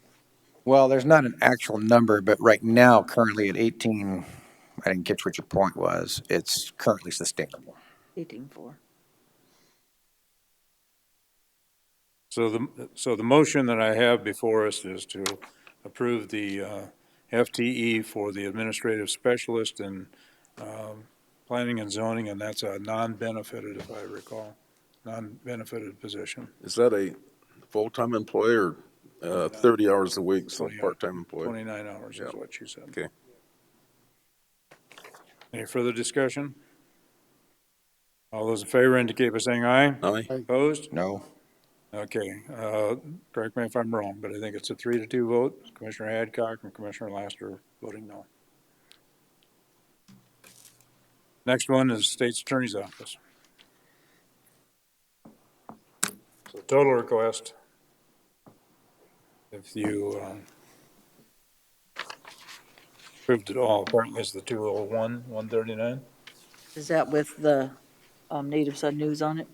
With what? Because we already approved Native Sun. It's not on there, Holly? You already approved That's, that. we approved that. That's why I said we approved that, and that's Yeah. taken off the 201. No. No. No, that's 201's not the off total. of there So one is the total for the 3 employees. for the FTE. Just the FTEs, not the Native. One thing that I have put in a couple of my memos that I don't think we've talked about today, on that victim advocate, I told you before, we would anticipate because this person would come in, we'd have a little more room where people could commit to being VOCA and VAWA, that roughly a third of that position would end up being paid for by an increase in grant funding from VOCA and VAWA. We didn't include that in any projections because we couldn't put it in the base budget. We can't put it in this budget till you approve it. So we didn't want to, be messing with multiple things at a time, but there is somewhat of an offset there.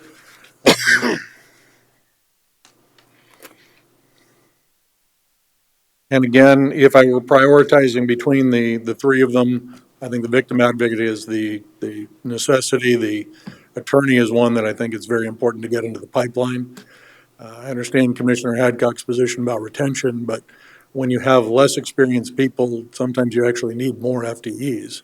And so I think that's kind of what we're aiming at on that attorney side and getting somebody in the pipeline who will be ready in 3 to 5 years to be handling serious cases. Well, the bottom line is we've been doing grants for a long time, and we've been asking, are those grants going to carry into departments? And then we're going to start retaining the people that we put on grants, and we've proven we have. So we've increased FTEs in people's departments through these grants that we said we weren't going to. Busk would ask over and over again if we were going to retain them. But once they're good and once they're doing something in that department, it's hard to get rid of them. So, or not get rid of them, but let them go. So over the years in these departments that have asked for the grants, that's where the FTEs are coming from a lot too, Mark. So. Well, but neither of those apply to the VOCA and the VAWA grant, Commissioner Hadcock. We have never lost our funding on VOCA and VAWA. They continue to be paid for by the same source. They've been very reliable, and they were just reapproved by the federal government. So ultimately, I understand that's true for some types of grants that we get that are Vakurovich or whatever. But VOCA and VOW are ongoing federal programs, so. Some of those people that you have on those grants have come in your departments as other positions, so. Mr. Chair, Mark, if I understand it, then the deputy state's attorney would be the priority of those three. No, sir, the victim advocate would be the priority over all of the three. The deputy state's attorney would be second. Okay, well, I'll make a motion to approve the victim advocate for 58-246. Got a motion. Is there a second? I'll second. Mr. Chair, I have a question. I actually have two questions, if you don't mind, sir. Commissioner Lassiter. Mark. And Cindy, my next question to you is, where are we at again at the percentage? But Mark, how many open FTEs do you have right now? Actually, we're down to one, and she should be starting a week from Monday. So we are, assuming we don't lose anybody by then, we'll be at full FTE. Okay, thank you. And we actually have the commission approved for attorney purposes an unfunded FTE. We've made that offer and that person's accepted. So that spot will even be filled. But we used it exactly as the commission intended, which was to recruit somebody now that if we wait till hire them until we get the spot open, we'd never get them. So, but no, we are actually very close to full. Okay. Mr. Chair. Commissioner LaCroix. I'll support the motion on the floor. I was really concerned that other attorney because of the training purposes, but I think after reviewing some of my notes, I think we're staying about fair with the PDO. So. Okay. Further discussion?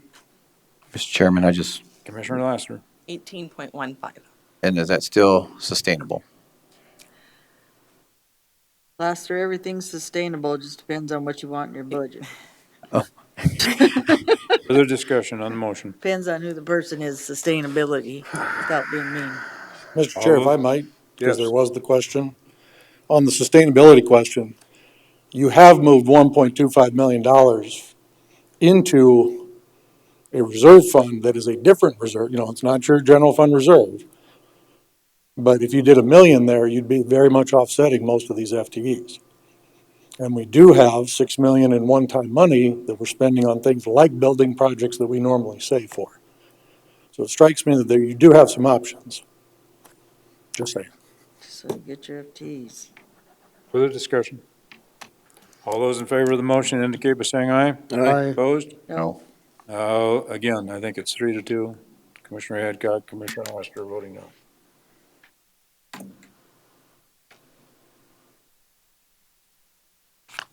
Okay, that's, we've gone through the original FTEs.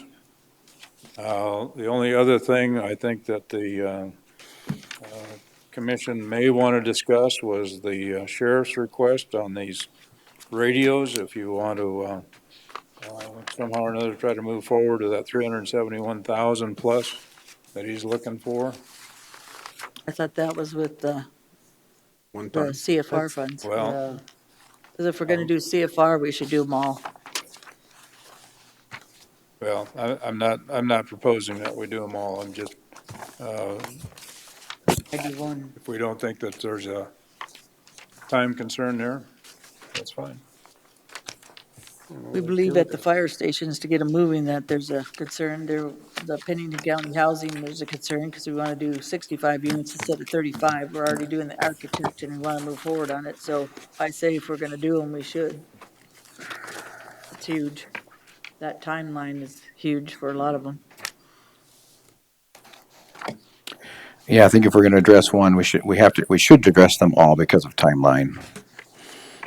We don't have those on our agenda for Tuesday. do Not we? for the 17th. I can certainly amend the agenda, or we can schedule it for September 7th. Would you, what would the commissioner's desire be? I say we amend it on the 17th so we can move forward on some of these projects, especially sheriff. A lot of those are first responders and housing things that are needs in our community. I agree. Okay. Do you need a motion for that? No. Okay. She can do it. Anything further? How many FTEs did we add today? And the amount? You have it, please?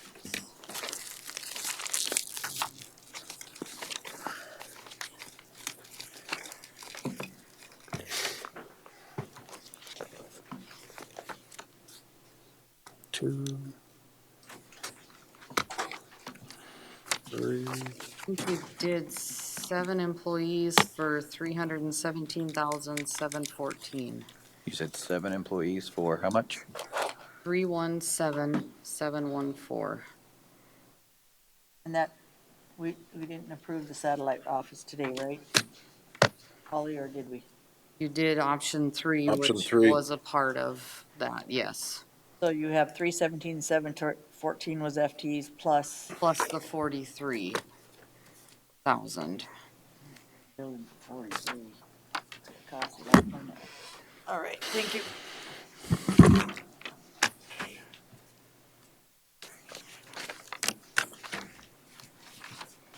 Motion to adjourn? You done? I didn't know if he wanted to speak in one last time before we did, but I guess we can motion to adjourn. Oh, did you make a motion? I did. Oh, second. Ron, Roll call? how about all in favor? I want to do roll call. Do roll call. Yeah. Okay, roll call. Wow. So we've got Commissioner Hadcock, Yes. Commissioner Ross Aye. Connect. Commissioner Drews is absent. Commissioner LaCroy. Aye. Commissioner Lassiter. Aye. Motion carried. Adjourned. Thank you.